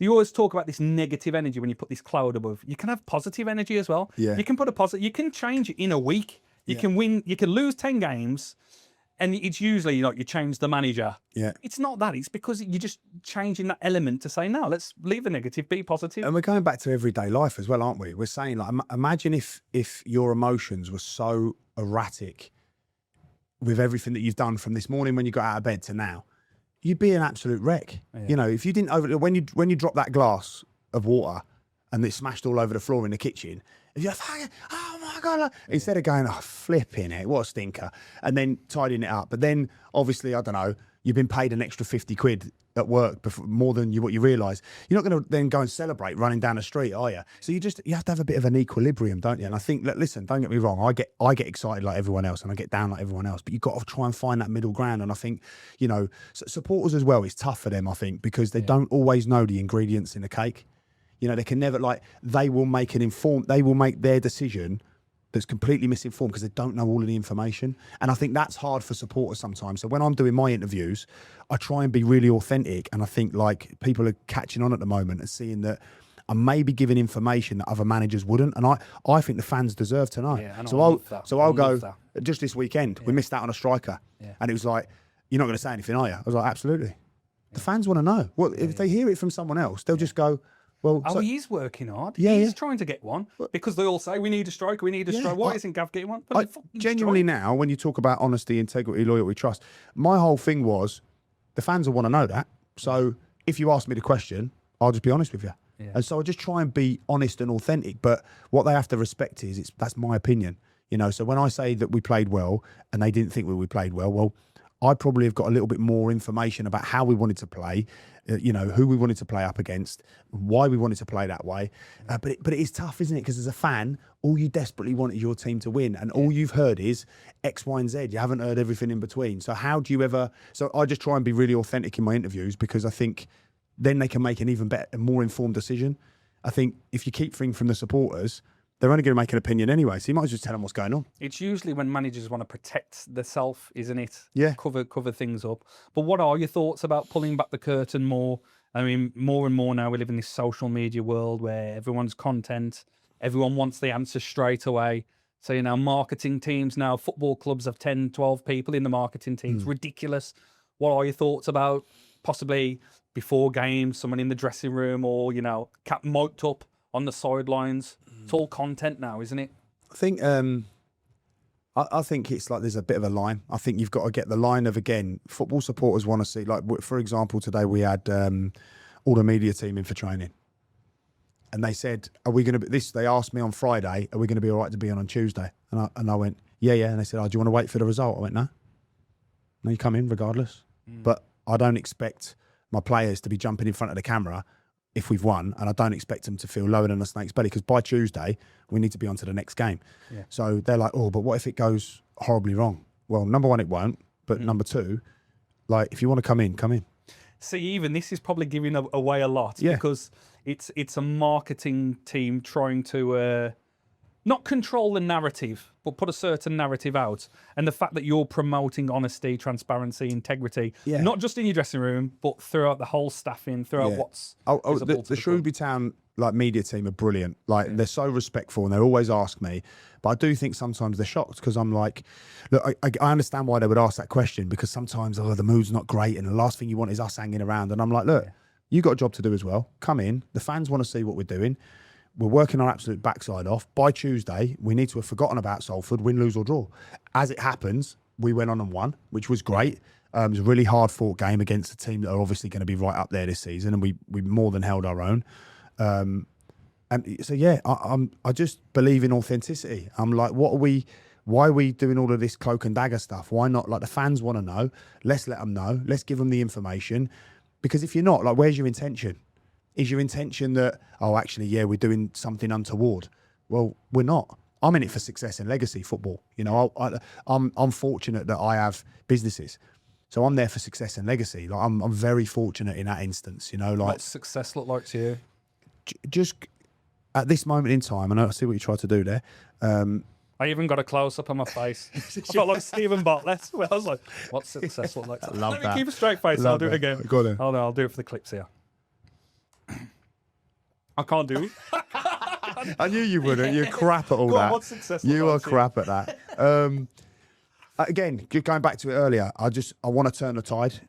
I want the fans to feel part of the club. You know, I had an idea of taking us to the Isle of Man on a pre-season tour. You know, amazing. Yeah. Like, went there, loads of fans came over. We've had all of our pre-season fixtures in a stone's throw because we don't want the fans paying loads of money to go to Blackpool. Love it, yeah. You know, actually, they'd have liked Blackpool. That might have been a good one. I remember that. I'll remember that for next year. Yeah. But you know, Hereford haven't played Hereford in like a decade because they're now in the National League North. Yeah, yeah, they loved it. Stafford, emotional. You know, it's like we're trying to connect them, and I think part of that is going, look, we've got young, hungry. And not all young, because I've got like some experience in as well, but real hungry, passionate players who want to do well for the club. I think that, you know, I set out the intention by telling everyone in my pre-match and post-match interviews, look, this is what we want to do and how we want to do it. And then, again, right at the top of the conversation was culture off the field, process on it. So you can't just go, oh yeah, we're all going to believe in it. Well, what are we believing in? You know, and oh yeah, we're all going to follow this. Well, what are we following? Yeah. You know, we're like, I have a saying with the players. I bleed their ears on a lot of my sayings, and we have like a certain vocabulary in the building. And one of them is predict the future. Well, you can't predict the future if you haven't got all of the ducks in line. You don't know what's going to happen next. Okay. So within our process and our culture, everybody can predict the future. When they walk in the morning, they've got the gaffer's fine. You know, every day I come up with a quirk of, okay, well, if you walk across the badge on the way in through the door, you get done a $5. You know, the next time you can't do a sidewind handshake, so they won't even look at the board. And I'll go, oh, hello mate, all right, morning. Do a little sidewind handshake, and then their name's on the board, and they're like, what? I went, you're sidewinding me. Yeah. So the first thing they do is they go straight to the board to see what the gaffer's fines are for the day. You know, always being switched on. Yeah, always being switched, always focusing, always And what that really is when I'm talking, instead of like them looking at me like, you know, like most people do, like an idiot. They look at me and they're listening to what I'm saying. Yeah. You know, they're getting ready. They're ready for information. They're engaged. Yeah. So I do a lot of that sort of stuff that they don't really realise. Going back to what you say about the fans as well, I think the key word there is accessible. It's all accessible. Yeah. A conversation with a player, a conversation with a manager. Absolutely. Part of the community. Yeah. And I'm trying to make myself available. As you know, it doesn't matter what I do, for some people it won't ever be enough, of course. But we had an open day recently and like it was unbelievable. Yeah. You know, the feedback, the people that were there is an unbelievable turnout. People are really excited about the forthcoming season, the upcoming season. And I just said, look, you know, I'm not going to overpromise you anything, but look, we've got a bit of hope. Look at everybody who's turning out. Look at the players. Look at the lads that we've got here. Look at what we're doing pre-season. You know, everything's calculated. I'm bought in. You're in. You're in. You're kit, man. So it's a tough one. I mean, I started this when I lost my mum in 2023. She was told she had stage 4 cancer and she wouldn't make it past 6 months back in 2012 when I become a dad, when we was going to Nuneaton and having conversations. Yeah. You'd always share with me stories about your mom and how she was such an inspiration and the anchor of the family. Yeah. And it just resonated with me, and it resonated with me recently. I say recently, over the last 3 years, but it goes way like a cool, yeah. Just talk to me about that relationship with your mom growing up, and he's your brother as well, aren't he? Yeah, Sister. brother and sister. Yeah. So I think I was born in Germany because my dad was in the army, and we moved over. We actually resided in Colchester in Essex. Yeah. And I was there last week. was For you? work, yeah. Love It's a good that. Place, yeah. Yeah. So, it's all right. Used to be amazing, but I think what ended up happening was my mum and dad split up when I was about 6, and then stepdad came on the scene, and was great. You know, was really like focused on football. That's what he wanted to do.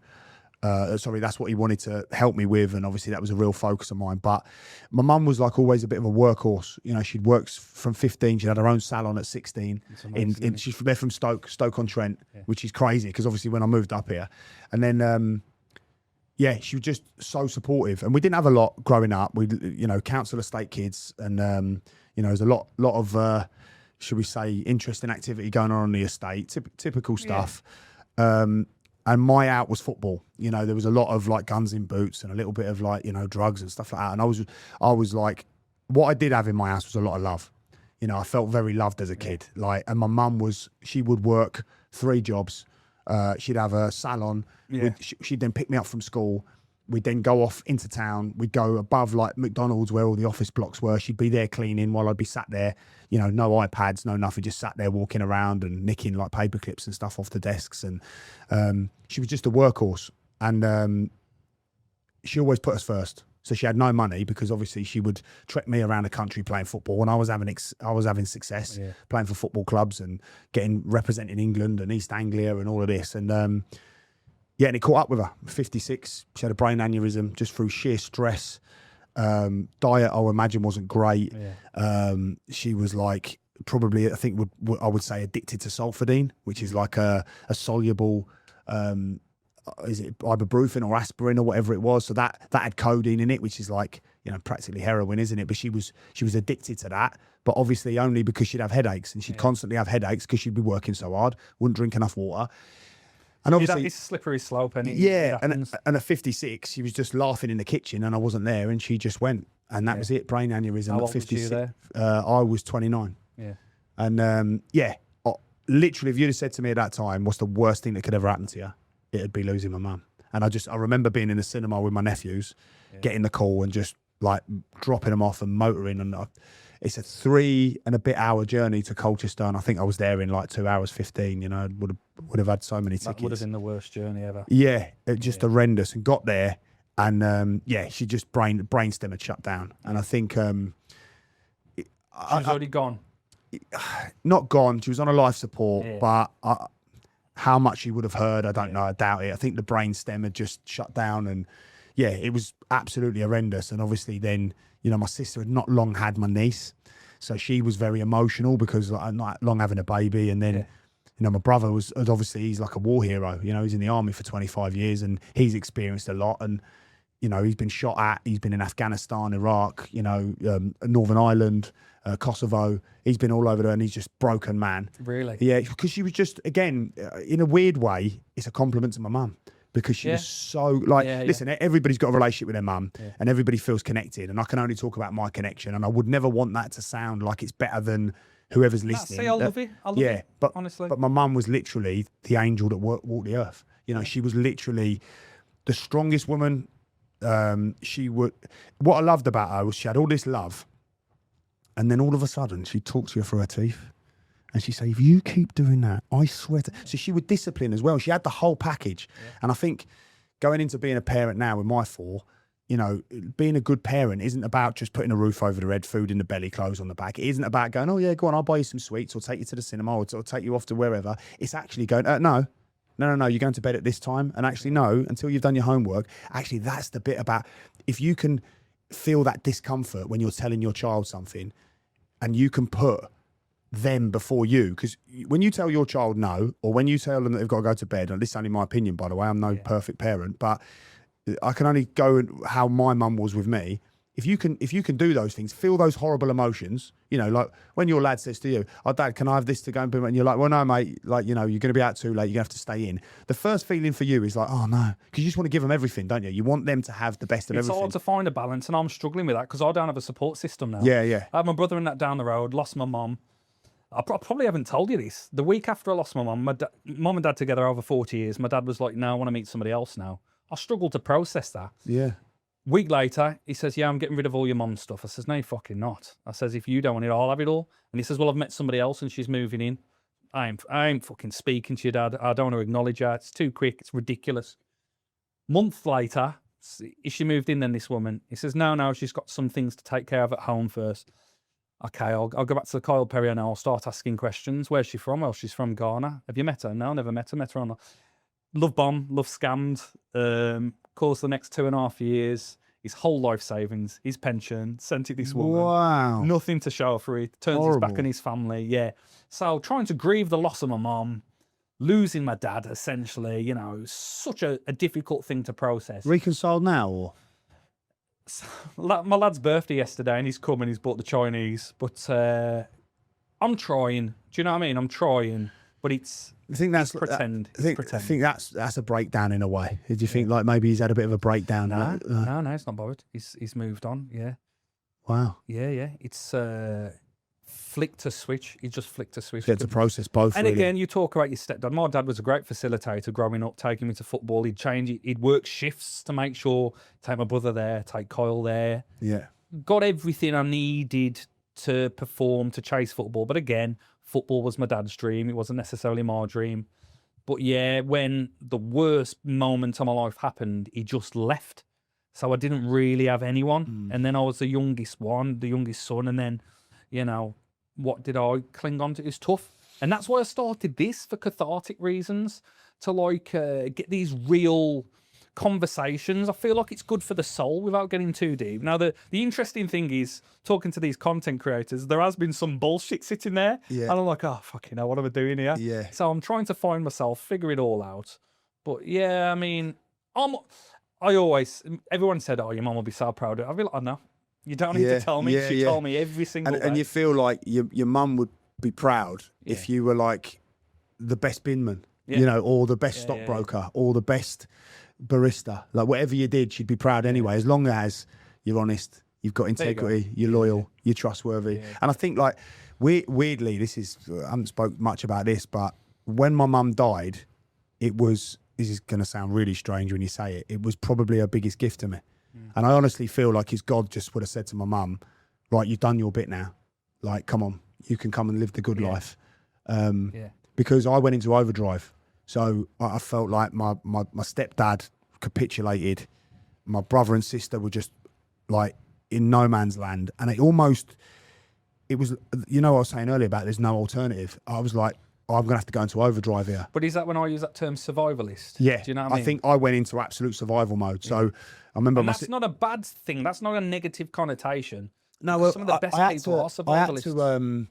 I had to deal with all of my mum's estate. Remember, I'm 29. I'm not, I'm not overly clued up on that sort of stuff. And solicitors make me nervous because I always feel like they're trying to get one over on you. I'm not saying that everyone does, but that's a bit of a reputation that they come with. And I don't know, whilst they were all sort of like crying into a pint glass and I felt like they were, struggling with it, I sort of almost had to rise above it and just go, right, okay, I'm not going to be able to grieve. I'm going to have to jump into, because I'm not allowing my mum's house to be gone. I'm not like, they wanted her to go bankrupt. And I was like, my mum's worked 15 years. Since she was 15 years old, she's never declared bankruptcy. And now you want her to, just to take away all of the pain in terms of all of the debt. Because again, the reason why my mum was in debt was because of me and my brother and my sister. Because when my brother was in America and, with the army, and he'd spent all of his money on beer halfway through the month, my mum sent him money. When my sister needed a new cooker, my mum found it on a credit card somewhere. When I'd call and go, oh, I need some petrol, she'd send me the money, so she was in debt because of us, and I couldn't bring myself to do it. So yeah, it was a strange feeling really. And it took me a long time to come to terms with the fact that I'd lost my mum. And then obviously like my dad later on, but in different circumstances. But with my mum, it was just harrowing. But weirdly, I went into this like provider and protector mode. So it was almost like she'd, in a real strange way, left me with another gift. It was almost like, right, you're nearly 30 years old now. Wilson had arrived, like you're a dad again, and it's like you've got to kick on here. Yeah. You've got to kick on to the next level because I'm passing you the baton. That's how I felt. I felt like my mum was this incessive hard worker, far greater than what I'm able to do. Loving, caring, patient, but equally disciplinarian. All of these things that you want to be as a parent or a partner, husband, or whatever. And I felt like she was going, right, now you need to go and do, even 10% of the job I can do, and you'll be all right. And I really believe that. I really believe that it was just. You obviously, I feel like 56. She didn't get to see my kids. She's missed out on my wedding. Obviously there's all of them things that you're like, oh, and like every now and again, they're the moments that make you just go, oh, but truth is, like, she was an incredible woman. The old saying, better to have loved and lost than never to have it at all. So I think, I'm very proud that she was my mum. I agree. Imagine a life without that little flipping it, yeah. admiration. Yeah, only reason I'm doing what I'm doing today is, number one, my mum, and then luckily enough, my wife came and then at the right picked time. up the mantle, and cheers, mate. I'm single. I've been single for 12 years. I got fuck all. yeah. You've been. What was old mate? He was on the show. You can. I forget his name now. I forget his name. I thought you could get on this one. Yeah. What was it? Who did you have? The transvestite. Fucking Vlad. Vlad. Yeah. That was a great podcast. That was. Yeah, mate. He's fantastic. Fucking hell. Like I said, he's a massive. His job's content creation. Do I aspire to do that? Maybe. I don't know. But just talking to him from a business sense. So, okay, he's on because he's a man who dresses as a woman and that's why he gets the clicks. But listening to him talk about, again, he had a very difficult childhood and say, yeah, but I do this for this reason. I'm driven by this. I suppose it was a survivalist as well. He was open, and he was very open. Yeah, I can't fail. I know I need to do this and then I need to do this. And again, he spent an hour with me before and an hour after. And, we still talk now. And I might take him for a beer. And yeah, no, it's good. No, it does get me questioning now. So again, it has opened up a little community of trans and cross dressers. They're following me, and it is very interesting. Is that why you were wearing the dress when you walked me? I thought it was the red shoes. Yeah, I like them. No, but I'm so intrigued on the direction society's going as a whole, and the psychology of society, and what's acceptable and not. Honestly, it blows my mind. I think, like, again, I call it the devil's playground. I think, like, whether you're talking politics now or your social media, and like there's AI and all of that in there, and there's a lot of like conspiracy theories, and then a lot of these what were conspiracy theories 7 or 8 years ago have actually turned into theories that have come true. And I just think, like, the big thing for me is, again, the controllables. I think like you have to focus on yourself. I think that is huge, and I think it's almost with people like me and you. I think that is almost like against the grain for us to worry about ourselves first. I think when I talk about my mum, I wish she'd have been more focused on herself. I wish she'd have gone, look, it's like the analogy with the plane, isn't it? If anything's happening and the mask drop down, put your own mask on first before you do everybody else's. I think you need to look after yourself first. I think then your immediate family, wife and kids, extended family, brother, sister, stepdad, nieces, nephews, and then, close friends. And then if you're going to be an extraordinary human being, can you help people who you don't know? And I think it's just the controllables. I think if I start reading things on, like you say, focusing too much on what's going on with society, about that sort of community, the cross-dress community or whatever, or, the AI community or the political community.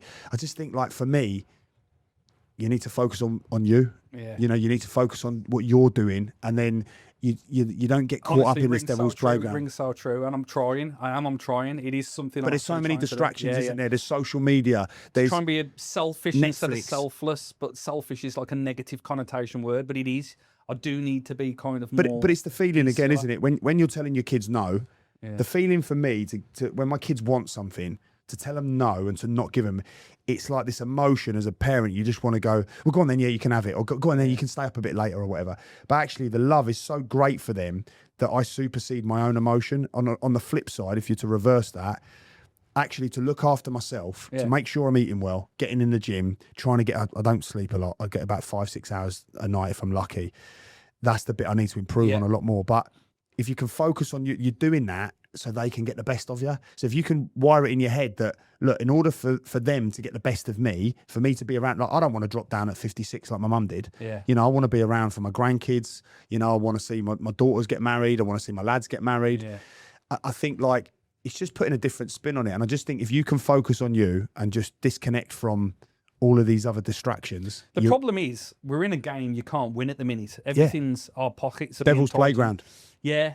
But like you said, if you try and focus on yourself, and maybe that's me again, getting caught down. Because you go stir crazy, Pez, don't you? Yeah, what you end up doing is you go in, you have an opinion on something, and you start, in the end, you turn into a football fan who hasn't got all of the ingredients of a football club. And so they go, I want to know. Why isn't anybody telling us what's going on? I'll tell you what, if you're not going to tell us, I'm going to use the information I've got and you're getting it. You know, we're a little bit like that. You know, Donald Trump. Oh, Donald Trump. I don't know anything about what's going on there. Yeah. Like, you know, ultimately, I can't affect it. And some people will say that, you know, it's your kids. You know, when you're gone, the decisions of these people are going to affect your kids. Look, I totally understand that. But Donald Trump's not picking up the phone to me. Yeah. You know, like the leader of Iran isn't picking up the phone to me. Like the prime minister's not picking up the phone to me. Like I can be abreast of stuff to make sure I'm protected, because this is a big thing for me, protecting and providing. I can protect my family, no problem. Like I'll make sure I'm in a. So if I hear stuff that I might need to divulge that, but just day to day, I'm talking day to day. I think the biggest conversation there is the innocent bystander. Yeah. If you saw somebody getting mugged, would you carry on walking? Would you get your phone out and film, or would you step in? Yeah. The person could have a knife. They could have a weapon. Yeah. You don't know that person. I'll keep walking. What if that's your daughter? What if that's your son? There's so many questions. Yeah, and innately, I'm a rebel. So I like to stand up for things. I like to go against the grain. You know, I wasn't. There's been many things over recent years I've stood against. And that's what I mean. That if there's things I can affect, and I'm passionate about them, I'll do it. You know, there's some things that I can't affect. Like, you know, and the more I get into it, the more I'm almost like pouring petrol on the fire. Yeah, it's tough. I went I don't know how many months ago. Like I said, I can't remember yesterday. I've parked up into the car in the car park at Sainsbury's, and then there's a woman screaming, an old woman screaming. I thought, I'm going to go and have a look. She wasn't screaming. It was like discomfort. Yeah. There was a bloke mugging her. He tried to take her bag off a chair. People walking past and doing nothing, and she's pulling at it. See. And there was an elderly couple, and the bloke wasn't sure what was going on. And everybody just walked past, and I'll start going over, and they start running away. And I'm in two minds. Do I chase them? Do I stay? Thought, you know, I'm going to keep eyes on them. Go like all Chase Town, Kyle Perry on them and just fucking sprint. Yeah, well, I didn't want to get... I probably would have pile drive them and suplex them, and that's not good. Well, my lad told me off, actually. He says, Dad, why you get involved? He says, you got me to think of, which is right. Yeah. And my son's very articulate for a 14-year, which is mad. But I followed him. I kept eyes on him. There was one other woman. There was about 20 people in the car park. Nobody else did anything.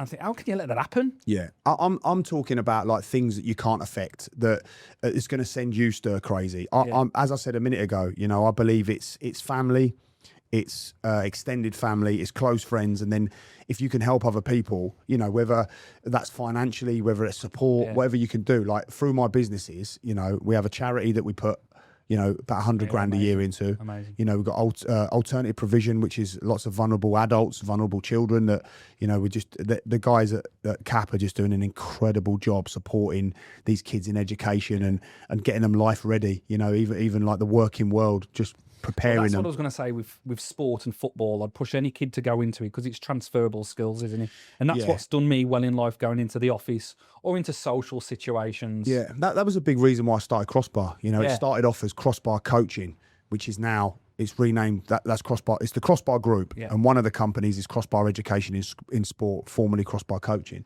And it was all about going, it never meant to turn into a business. It was me volunteering, going, look, I'm a footballer.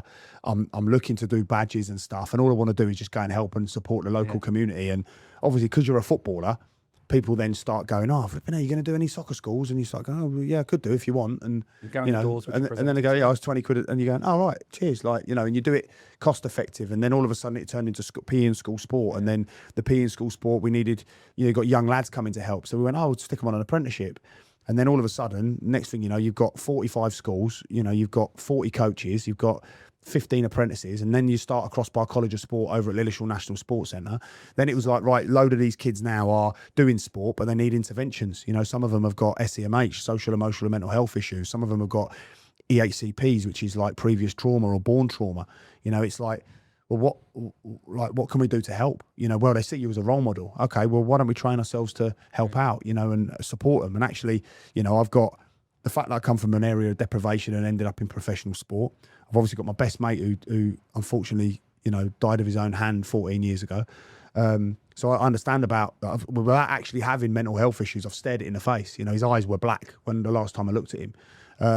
You know, that was another really big loss in my life, losing my best mate like that, you know, my best mate in the whole world, and just, you know, to get a call that, you know, he's died of his own hand, it was like totally left field. So that was another bit of loss, along with my mum and dad. That was all within about 18 months. So that was a real tough time. But it just, again, what's come out of it is going, look, obviously it's horrendous, obviously it feels terrible, but what can we do to, you know, make their names last? You know, like with Stuart, who was my best mate, I've now got one of my sites. I've got 5 sites in Shropshire. One of them's called Stuart Stable. And it's a converted stable with 4 acres of land with a, you know, a little mini lake, pond, I suppose. You know, little football pitch. It's got an allotment there. It's got like a brick lane area. It's got like, you know, a new classroom's just been put on it.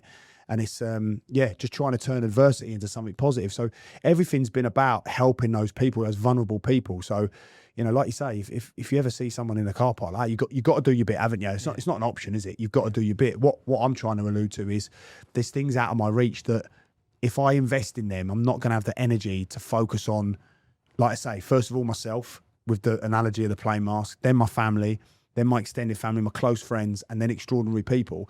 Whatever I can do to affect them is my focus. If I can go beyond that, and all of a sudden, like you say, I end up in number 10, you know, if I can do something then, I don't imagine that's happening anytime soon. But you hope that will be on the moon in 10 years. Yeah. So it's going to happen. Yeah, I'll do something when I'll be directing your film. I'll be on Pluto or something when I'll end up. I'll be running a team on Pluto FC. You know. Yeah, overnight stay, lads. Overnight stay. We're playing Pluto away. Yeah, don't shake your hand like that on the way in. That's a fine. Yeah. I was going to say, in the stiffs. Yeah. Talk to me of that, man. I loved that. Yeah, it was class. So just through lockdown, obviously from playing with Sam and Dave. Yeah. Both 2 very different characters. And Dave's working with you now at. Yeah, so Dave's my assistant now. Dave's your over at assistant. Shrewsbury Town. Yeah, so. But you fucked Sam off. You got rid of him. Yeah. Sam was desperate to be the kit man, but no, Sam's a head teacher at a primary school, nice. So yeah, not sure he wanted to come with us. So I did beg him, but he wouldn't come. Yeah. Just spoke to them both in lockdown and just said, look, what do you think?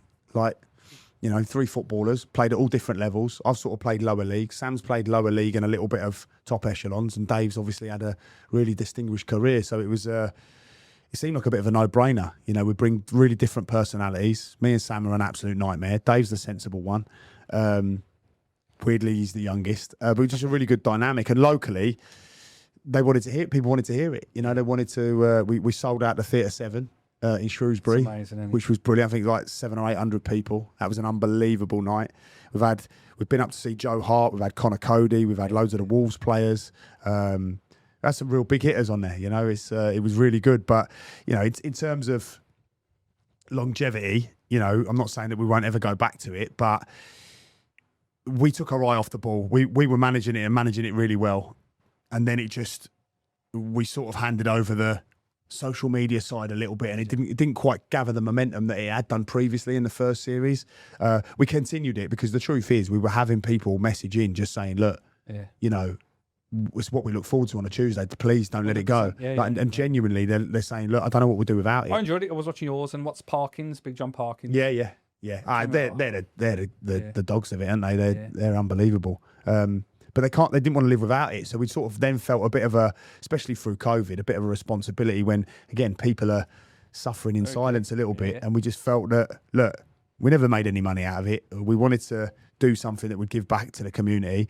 We could sit in my summer house and have a few beers, and you know, it was an excuse for me to tart it up. Mrs. wanted it to be like this posh front room. She's all middle class. I'm this flipping working class lad who wants only fools and horses over there and flipping. She's going to appreciate the A team over there. Yeah, she gave in the end, and I went, yeah, it's a podcast. You know, it's like you've got this brilliant flipping arcade game here. It looks unbelievable, doesn't it? So yeah, we decided to get a fruit machine in there. She was buzzing. Got an A-team picture, got a canvas of Maradona and a few bits, but she maintained that it was still, you know, going to be an upmarket front room, and I was like, yeah, okay. But it was brilliant. It was brilliant, and the lads, miss it a little bit, really. And we've said that we said at the end of the season we were going to do one, and then obviously time just kicks on a little bit, and I'm not sure how suitable it is Even now if on it's the your manager. live events, you get a live event, maybe at Christmas or something. Yeah. Have a little knees. I at just Christmas. think obviously it's dependent on my results, isn't it? Because otherwise you're either going to get people not coming or throwing oranges on the stage. So It's a tough one, any. yeah, they might come. Did and you stop flipping- it because of the football or not? Yeah. It's like you can't really go on there with an informed decision, can you? A lot of the talk was around Shrewsbury Town. So I can't go on there and go, oh yeah, well this week the reason why we won was this, and the reason why he didn't play that well or he played. Yeah. You just can't do it, can you? It is interesting. Like I said, people say, oh, you're trying to get the sack from your job. Do you know what I mean? Because you come in talking about stuff. It gives people an opportunity to hit you down. Does it knock you down? Yeah, like you say, this podcast, it's been like a bit of everywhere, isn't it? It's Yeah. like it's been sort of bounced. You said it at the start. Look, we're going to bounce around everywhere, and it has done. But I think again, whether people agree with what you're saying, whether they resonate with it, it's authentic. And I Yeah. think like a lot of the time, people will try and look at podcasts like this, won't they? And they'll try and take it out of context. And more so for you, I don't think this has been too taxing, this one, or it's been quite vanilla really. But I've loved it, mate. Yeah. yeah, Good. but I think in terms of things that are on the edge for you, people are going to try and misinterpret things because again, it's that negativity. And when you're doing something positive, like again, having a second job as a podcast, whether you're making a lot of money out of this or not, you're doing something that, first of all, we haven't seen each other for ages, so we've ticked that box. We get the opportunity to sit here and chew the fat, and it isn't scripted. It's all authentic, and actually, people then, like you say, they can either resonate with it or not, listen or don't. Do you know what I mean? I've had some messages from like ballers who I've played with over the years, and people who I've forgot about, and they've gone in touch saying, "Fucking hell, Pez, I love that." And I was Love like, that, "Jesus, yeah. You're watching this, Yeah. And then the strange one for me is like friends who are close by, they don't like or share or comment, and then you bump into them, and they go, "Oh, I seen that when you was talking." I said, "Oh, you're fucking watching it." Yeah, then?" "Oh, you're not liking it. Yeah. And I just think, oh, that's a weird one. Again, it's like I always say, like first thought's the devil, second thought's God, because everybody, like your first intrinsic thought is to be jealous. Yeah, Everybody, like it's everybody, isn't it? Like it doesn't matter. I ain't got that. Nah, see, I think like there's always. The only time I had it. Sorry for butting in. Go on.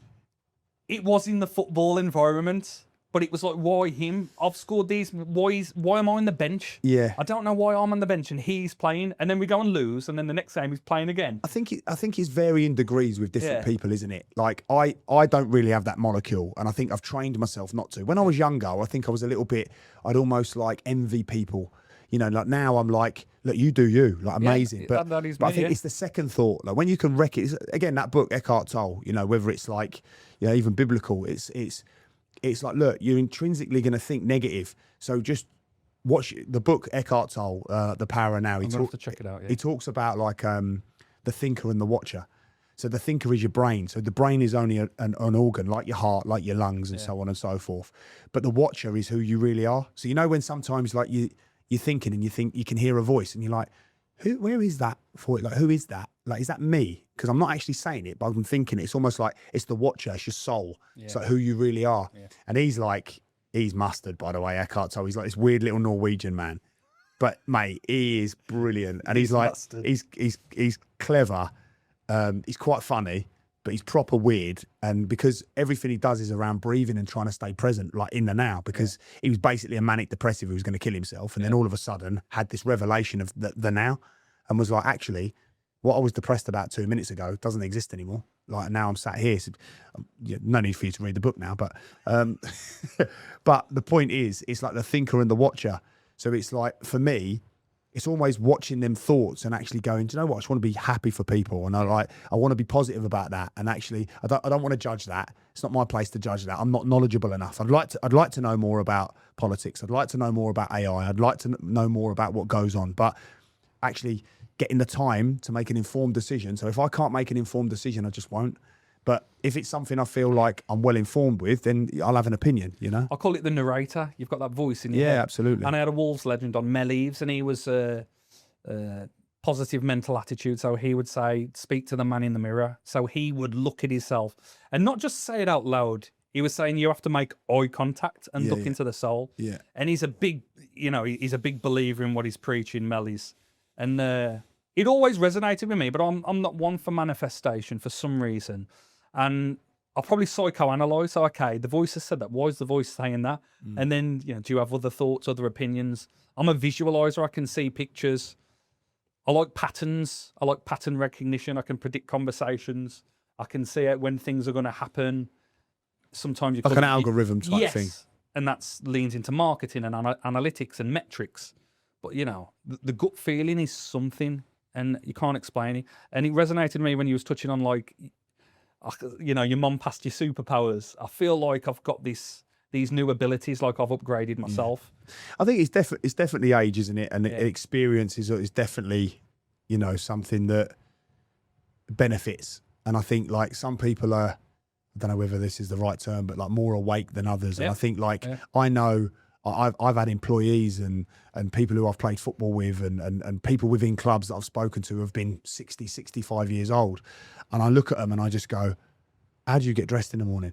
And then there's people who, like, genuinely, I just go, like, how have you not in your life been able to develop an opinion or an understanding or been able to conduct yourself in the right way? And then but then I meet so many impressive people who are just like you say, you want to be a sponge with, and they might be, 25, 30. And I'd like to go, right, you've got a lot of learning to do. Like, as have I, by the way, this is me saying that I've got a lot of learning to do. But then you see people that are sort of more of a younger age and they've been a little bit more present. They've been a little bit more awake. They've taken more things on board. They haven't been as emotional. All the things that we've spoken about here today is like, the 1%. We spoke about the 1% on like, waking up in the morning, make your bed. Make sure things are in place. Make sure you're on top of bills. Make sure all of them little jobs lists you've got just ticked off, even though they're all small in their isolation. Actually, in terms of collectively, you've got them all boxed off. So you're talking about the 1%. You're talking about conducting yourself in the right way. Collect them. So say if you've got an 100% day, if I do this, and then I've got 100%. Yeah, not so anal as that. Yeah. But what I would say is that, look, I do like lists, by the way. I think having lists is good because you can just tick them off. But I think, I'm not as anal as that. But yeah, I think also it's number one, you have a routine and then you've got jobs to go to. So like a job for me would be, even having a routine in the shower. It's like when you do it, you come out of the shower, you've got a sense of achievement. Like having your clothes ready the night before, training kits ready, all stuff ready to shower and getting afterwards. Instead of waking up in the morning and being around, just get it all ready and organised, and like it's a sense of achievement because then you get into this routine of this is how I do it. And this I'm not saying about, being robotic. I'm just talking about having a general routine that you can work towards. It's weird. I don't know if it's grief. I can't label it. But like the last few years, I've got no sense of achievement of micro tasks. So some days I feel like I've done fuck all, but I've gone to the skip 3 times. I've stripped the banister. I've done the washing up. I've changed the dishes over. I don't account that as anything in my brain for some reason right now in my present form. I don't know why. I need to be more easy on myself, maybe. I don't know. But then in the same breath, this is the youngest I've ever felt. It's the best condition I've been in 10 years. I just feel grounded and present for some reason more than I've ever felt. I can't explain it. And I wonder whether it's, again, because you're not manifesting, is there a goal to anything? When you're doing all of these little jobs, when you are staying in good nick, when you do feel healthier, whether that's your sleep, your diet, your exercising, whether it's the fact that your social circle now is getting more interesting or, wider, whatever that is, what's the ultimate goal? Sometimes when you haven't got a destination, does it all feel empty? Does the journey feel empty because you haven't got the destination? Yeah. We're getting deep here, Pez. No, I love it. It's class. Yeah. But going back to it, I feel like we're in Ken again. Yeah. Ken. It's the 1%. It's having a routine. It's having goals. It's being a good person. Listen, we're all in search of the answers of life, haven't we? And we're getting deep here, and probably, sometimes I can be guilty of sounding a little bit cleverer than what I think I am. But the truth is, I think, you've got to learn from the past. You've got to try and remain in the present. And I think it's important to have certain goals. And those goals don't have to be like, I'm going to be the Prime Minister. Those goals could be, look, next week, I want to be 2 pounds lighter. Next week, I want to make sure that every single day I've done something worthwhile. Whatever that goal is, it's to the individual, isn't it? Because you conduct yourself very well. You're articulate. You've got a very successful business, a very happy family. you're managing a very good professional football club. People don't see the struggles and what you've had to overcome and the disappointment and the grief and the heartache to get there. People only see you in your present form now. But I think that's like, that's the virtue though, isn't it? It's like, how much do you want people to know? Do you know what I mean? Like I'll probably divulge more on this podcast, you dragging it out of me, you arsehole. I've probably divulged more than I have done in a long time. And I think why is that? Because I'll meet somebody on the street, they'll say, how are you? And I go, I'm fucking terrible. My mum died 3 years ago. I shit myself this morning. I can't get that again. I was going, well, I only asked you how you was doing, mate. Yeah. No, but then I walk away and I'm like, and I feel like a weight off my shoulder. Yeah, and I think that's good. I don't know. I think like sometimes it's like, I have a saying that, first of all, my wife and kids would be like, here we go, and certainly the players as well. In order to be comfortable, seek the uncomfortable. So I think anyone who's doing all right in life, it's not a fluke, you know, and I haven't shit on anyone to do it, you know, so I think people will know. I don't need to tell, like, my wife will say all the time, she's like, I don't know how you do it. And people will say to me, God, you got 4 businesses.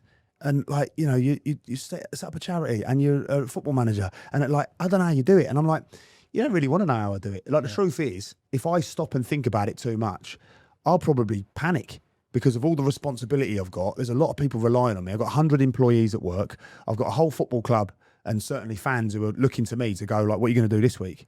You know, the pressures are crazy. But if you stop and think about it too much, you start breaking out into a cold sweat. I think for me is I just rely on, like, I think, like you say, in society at the moment, everybody's got something going on. They probably don't want to hear what I've got going on. But if they do ask the question, I'm happy to tell them what I'm doing, how I'm overcoming it, like I've done on this podcast a little bit, really. But if anyone wants any sort of confirmation of how hard it is to achieve anything that I've done, the first thing I say is a lot of it's been built on fear. Yeah. Like fear of not providing for my kids. Fear you make my thoughts go all over. Like I said, I was built on fear as a kid. I had arachnophobia as a kid. When I started Stubble Melt, I did a music video with a tarantula crawling up my face. I was scared of public speaking. I remember that. Got on stage, the football thing, initiation song. You know what? Yeah. I'm going to take ownership. Feel the fear and do it anyway. Yeah. It's a great book, that one. There's another book for you, Pezzadox. You know, the last book I read was Babe Pig in the City. Have to get audio then. What's the audio book? I was going to pivot as well, where just quickly, don't ever stop being you. Don't ever stop thinking out. I'm not saying preachy, but like the way you conduct yourself, and you are, because now more than ever we need good role models, and we need people inspiring the next set of, you know, the next generation. Especially, you know, they've got this manosphere title. People are looking for guidance and they're looking in the wrong places. I'm happy to. Thank you, mate. That's really lovely of you. I think I'm happy. I'm like, you know, I'm more than happy to tell people I'm quite a traditional man. Yeah. You know, I believe in traditional values, Christian values, and I think like from my perspective, one thing my mum always said I was really good at was ignoring the naysayers. Yeah. You know, I've almost got a healthy arrogance to go, look, I get it, but it's more about you than it is me. Like if you've got a problem, like unless you've got any reason and logic, and I'm also open to being wrong. I think that's important. I'm also open to people's opinion. Yeah. And again, a little bit like what you were saying is like, I'm interested in people. I want to know what they've got to say. I want to know why they would say that and why they might be right and I might be wrong. I've got no problem doing that. I think for me, I try and just keep that controllables, you know, like provide for my wife and my kids, try and help my family, try and help my close friends, try and help people I don't know, try and be that extraordinary human being if you can ever get there. You know, I think that's a pursuit that maybe, you know, I might not ever achieve. But again, there's a lot of people relying on me. So I haven't got time to be, not weak, weak's the wrong word. I haven't got time to be wallowing in my own mess. Yeah. And all I'm going to do is just be authentic. And I think like people will get that and go, other people will knock you down, so why knock yourself down? Yeah, exactly. Yeah. But I also say that people project. That's what I see. So when they're saying, oh, you're this, you're that, they're just projecting their own emotions. Yeah, they're not telling me anything I haven't already been told in the past, you know, like. No, I appreciate your time, mate. I've got some quick fire questions. Go on, mate. For the clickbaity stuff, for the shorts. So we'll keep this football orientated. Best player you've ever played with? Oh, flipping that. He's right on the spot. You could have given me. These are proper cliche questions, mate, but the TikTokers love it. I've had some, like, I can only probably say in the job that he did it better than anyone, probably Joe Hart. Yeah, really? Yeah, I just think we used to, as a 17-year-old, we would be training and it would be embarrassing that it'd be like, right, score and you go in and like, we just be starving, ready to go in for lunch and just couldn't get a ball past him. It was ridiculous. Yeah. It literally was like my 2-year-old son kicking the ball at me in the goal and me just going, no. He was a joke. And there's others. I've played with some brilliant players, but I just look at Joe and just how he went on to become even better. I can't even articulate that. I don't know how that happened because he was so good at 17. Best manager you've ever worked with? Under? I've probably got a few shout outs there. He's going to drop Brian Little.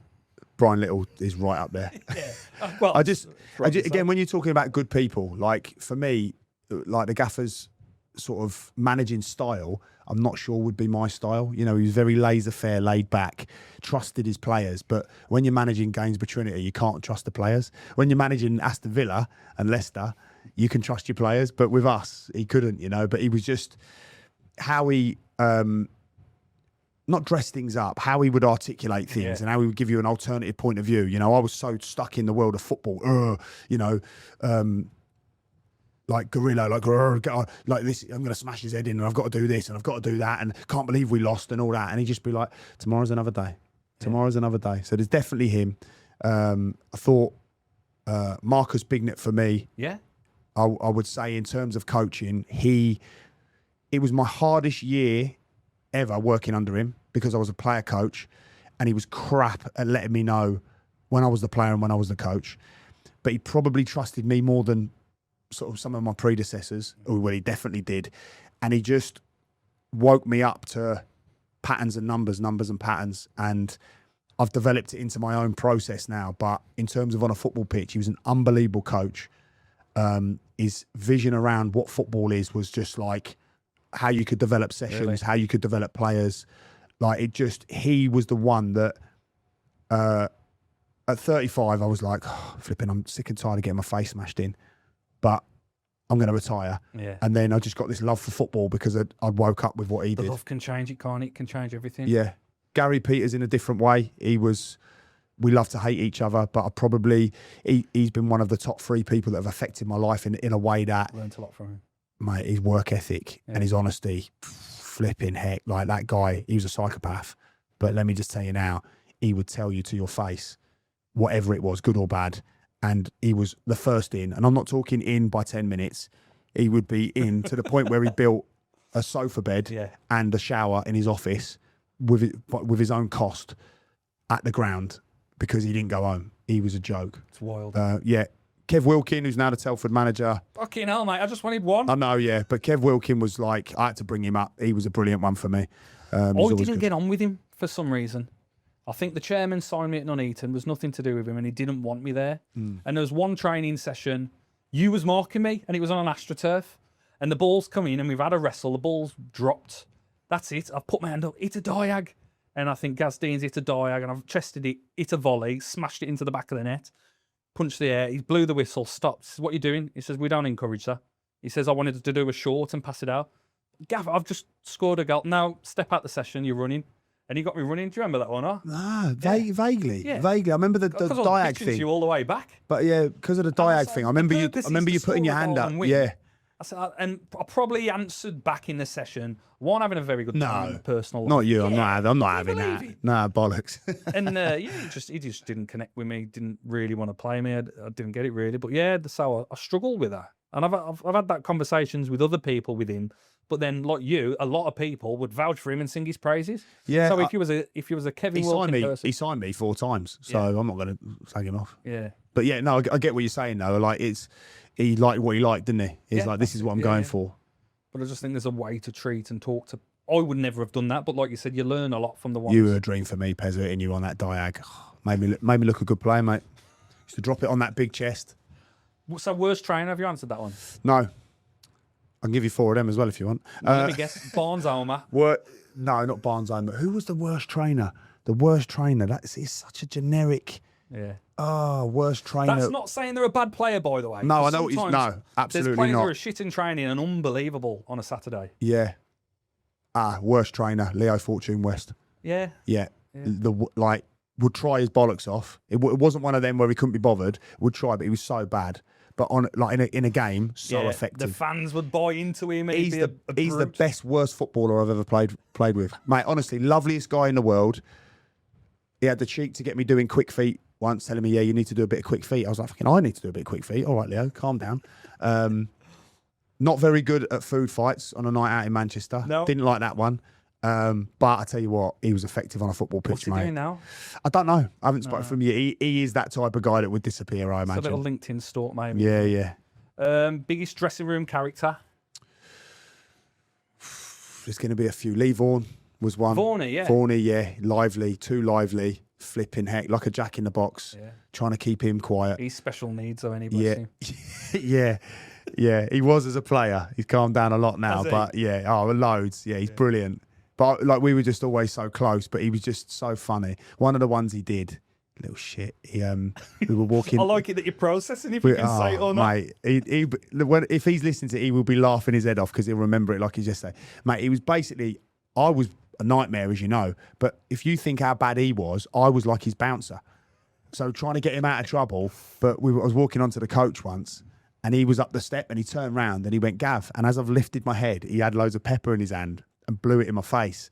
And obviously I'm trying to get on the coach and I can't see anything and all I can hear is him laughing. Is this and post-game or pre-game? Post-game. And he just thought, stuff like that, he just thought was hilarious. And then he ran into the opposition's changing room once as well and I had to chase him in there and then they shut the door behind us and I was like, oh no, we're going to die. But he's biggest character in terms of, I'm just trying to think now who that would be. Because he was the liveliest, Vaughan. He was a flipping nightmare. But when you're talking character, I would say, like, when I played at Nuneaton, there was a centre-half called Neil Moore. And he was like, I wouldn't say character, but leader. He was a full-on leader. You'd be up there for characters, Pez. You know, big. And I was one of them. Like, I think big characters are only, like, you've got to be comfortable around other big characters. Yeah. I think those ones that aren't, they're not really big characters. It works in some dressing rooms or it doesn't work in some dressing rooms. Well, I saw you come in the building and I was like, right, he's 6'4", he's good looking, he's got a mouth on him, he's hard as nails, like, he's going to be my mate. I could tell straight. Keep going on. Yeah. He's just not very clever. But but straight away, I was the type to go, he's my mate. Straight away, I like him. You know, and that's an interesting point. And it usually the people you come up and battle on the pitch Yeah. are the ones you kind of connect. Yeah, with. you see a lot of Strength on. yourself in each other, don't you? Yeah. I think. Toughest player you've ever faced? I wish I was a bit more prepared. I would say, and I don't like saying it because to this day I still hold it against him because he snapped my cheekbone, but I'd probably say Jason Lee. Oh, big Jace. Yeah. Pineapple head at the time, was it? No, he didn't, to be fair. No. But I played myself into it. I was playing for Shrewsbury and he was playing for Boston in League Two. And I was playing really well. Really, really well. And he didn't like it. And so he started on me, as in like, you know, little verbals and that. So I just started mouthing back, saying, "Shut up, you freaking like." And he was made of granite. I don't know if you ever flipping come up against him. Like literally, he's like Ilkeston, I think. If you knocked on his flipping back or his chest, it would be like granite. And Joe Hart went to catch the ball. And as a centre half, you get round, don't you, to protect your goalkeeper. And on the DVD, he's come from nowhere. And DVD, mate, he was a DVD. Yeah, that's how long ago it was. Yeah. And he's absolutely done me, mate. My head wobbled all over the place. Like I think I was one of many that he did. But it wasn't that I found hard. I found that quite cowardly. But where I knew is like trying to get hold of him. He's just, you can't. You know, and like what he would do is he'd go to the front post and then he'd turn round and he'd hold his forearm out in front of him like a battering ram. Yeah. You know, like in the old Hercules days, like the shield. Yeah. And it'd be like he had a shield and he'd run at you. And there's nothing you could do because he was literally made of granite. he was like, I love that part of football. That's the psychology of football. I call it the game within a game. Yeah. So the game, what fans see and everything, isn't what's actually going on. No. And you see it down on the sidelines, watching it with the eye level. But there's so many nuances. Yeah. You know, win your 1v1 battle. Yeah. There's so many things going on in that 1v1 battle. And Jason Lee wasn't hard as in like, you know, this like showy, I'll do a 2-footed tag. He was like literally a big, strong geezer. Brute. And like he was all right. Like by that time, I think he was sort of a bit of a target man or whatever. And you just, he was just too strong. Is it like his core or something, do you reckon? They're just firm, I just think some people, like one of my best mates, Sam Aston, he's like just got this strength that is like weird. Yeah. And like if he got older and pinned you, he just put you on the floor. There's nothing you could do. You just sit down. Best thing to do. And like, I'm no shrinking violet. You know, I handled myself on a football pitch, but I think there's just some people that you just go flipping heck. Like Jason Lee was just weirdly made of ground. You could like.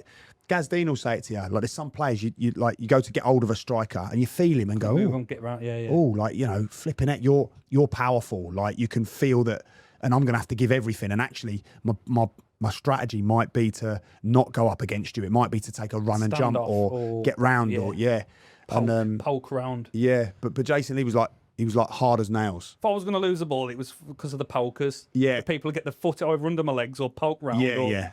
Couldn't get you weren't getting around you very easy. Nah, that was a flip. Best ground you've played at? Best ground I've played at, Villa Park, I would say. That's a nice one. One player you'd love to manage? Let's go past and present. As in that I've played with or just in general? Anyone you'd love to manage? I just love Maradona. Yeah. Yeah. I'm very nostalgic about Maradona. Obviously, hard to forgive the handball, but when I just look at someone who was just like a gift from God. Yeah. Like I just, to this day, I think with the pitches, with the tackles that were allowed, with what he achieved with Napoli, you know, like... It's still magic. Do you ever go back and watch some of the old games? Yeah. It's still magic watching him. And it would still work today. He's probably not as athletic as they are today. I think he was. I played with a lad called Jeff Minton. I've mentioned him on our podcast before. And don't get me wrong, he's a poor man's like non-league, but he played for like Tottenham and Brighton and all that. But mate, he's literally had Diego Maradona's body type. And I remember I signed for Canvey, and Canvey at the time were like National League, battering everyone in the FA Cup. And I'd signed for him for quite a lot of money actually. For the level, and Jeff went to take a corner from the left-hand side. In-swinger, right foot, goes in, misses everyone. Like, they flick it out, goes for a corner the other side, so he has to run across. So I'm now waiting for the outswinger, and he took it with his left foot, in-swinger. So I was miles away from the ball, because I was thinking, well... And I ran back, and I was saying to the lads, what's just happened there? Has he done it in-swinger both sides? And they were going, yeah, that's the tip of the iceberg. And his balance... He's exactly like him. It's like they're a beat in front of you, aren't they? Usually you have to plant your foot and then strike it. Yeah. They do it on the beat before if you're into music. Yeah, and Mintz would tell you, like, he's not even on... but just in terms of Maradona, of course he's not like Maradona, but that sort of like mould and I'd love to have managed Maradona. I would love to have... Players like Pele or Muhammad Ali in a boxing ring, you're watching it's like magic. It's like magic. It's like something you can't comprehend. No. VAR, love it or hate it? Don't like it. No. Not keen. I feel like it takes away the entertainment. We would have never have had Michael Thomas scored the goal against Liverpool for Arsenal. There's so many things that we wouldn't have had. We might have not even won the World Cup. First, Yeah. I just Lampard. think it's another element of control of the game, and I just think football's entertainment. Sometimes it's the variables that make the day. It's the talking points. It's in the pub, isn't it? And we still get VAR now, and they still get it wrong. And they still about the VAR decisions instead. It was meant to take the conflict out the game, bring more resolution. It's got even worse. It's made it worse. So therefore, remove it. Yeah. You know, don't keep going down a path you shouldn't go down, which is what they're doing. But without being a conspiracy theorist, that's when the Qatar World Cup, you know, Argentina should be 4-0 up in 5 minutes and it's still 0-0 because of VAR. And you're like, not sure. Not sure that's not political. This World Cup, mate, the decisions, fucking hell, it's so questionable. I don't know if it was achieved for the PFA or the Premier League. And he said, we want somebody different to win the Premier League every season. And we're going to, I can't remember his wording, but he said, we'll orchestrate it. And I don't know. Questionable. But we are both conspiracy theorists. So. Yeah. Who's the longest in the shower?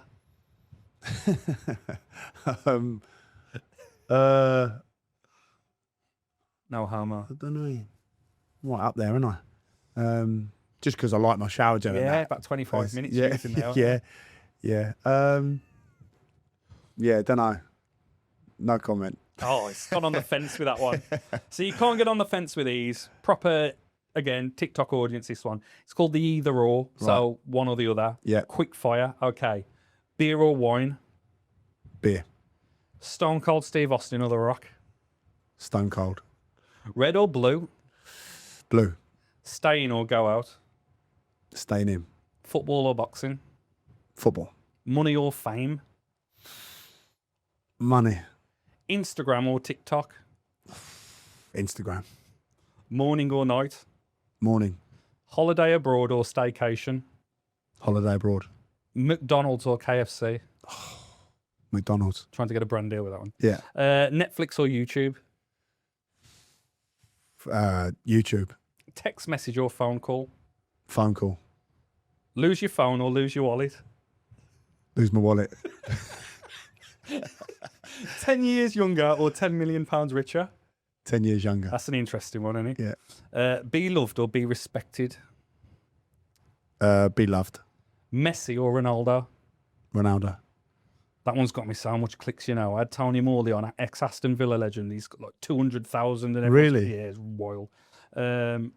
Your mum's cooking or a Michelin star restaurant? My mum's cooking all day. Yeah. What I'd give? A night with a celebrity crush or £100,000? £100,000. You're crossing your fingers for that. Two last questions. If you had a time machine, what would you tell a 20-year-old Gavin Cowan? Be fearless. Yeah. Trust yourself, and keep that intention. Yeah, I love it. And what do you want people to say about you when you're gone? He was honest. Yeah. He had integrity. He was loyal. He was trustworthy. He'd do anything for his family, do anything for his friends, and he'd do anything for someone who was respectful to him. I love it, Gav. I've just had a message come through from a Ken Van, and he says, ask him to do, if this is your last question, Carl, ask him to do his Arnold Schwarzenegger impression. Get to the job, Billy. Do it now. Any other films you can do? No, I haven't got anything else. I don't think. Okay. Get to the chopper. Oh, it. mate. That's it. Do it now. You know, go on, do one more time because I'm going to morph your face. Oh. You done it. Get to the chopper, Billy. Do it. Do it now. Gav, mate, been an absolute pleasure. Thanks for joining me. This is the Pezzadox Show. Please like, follow, subscribe, all that good stuff. It does make a difference.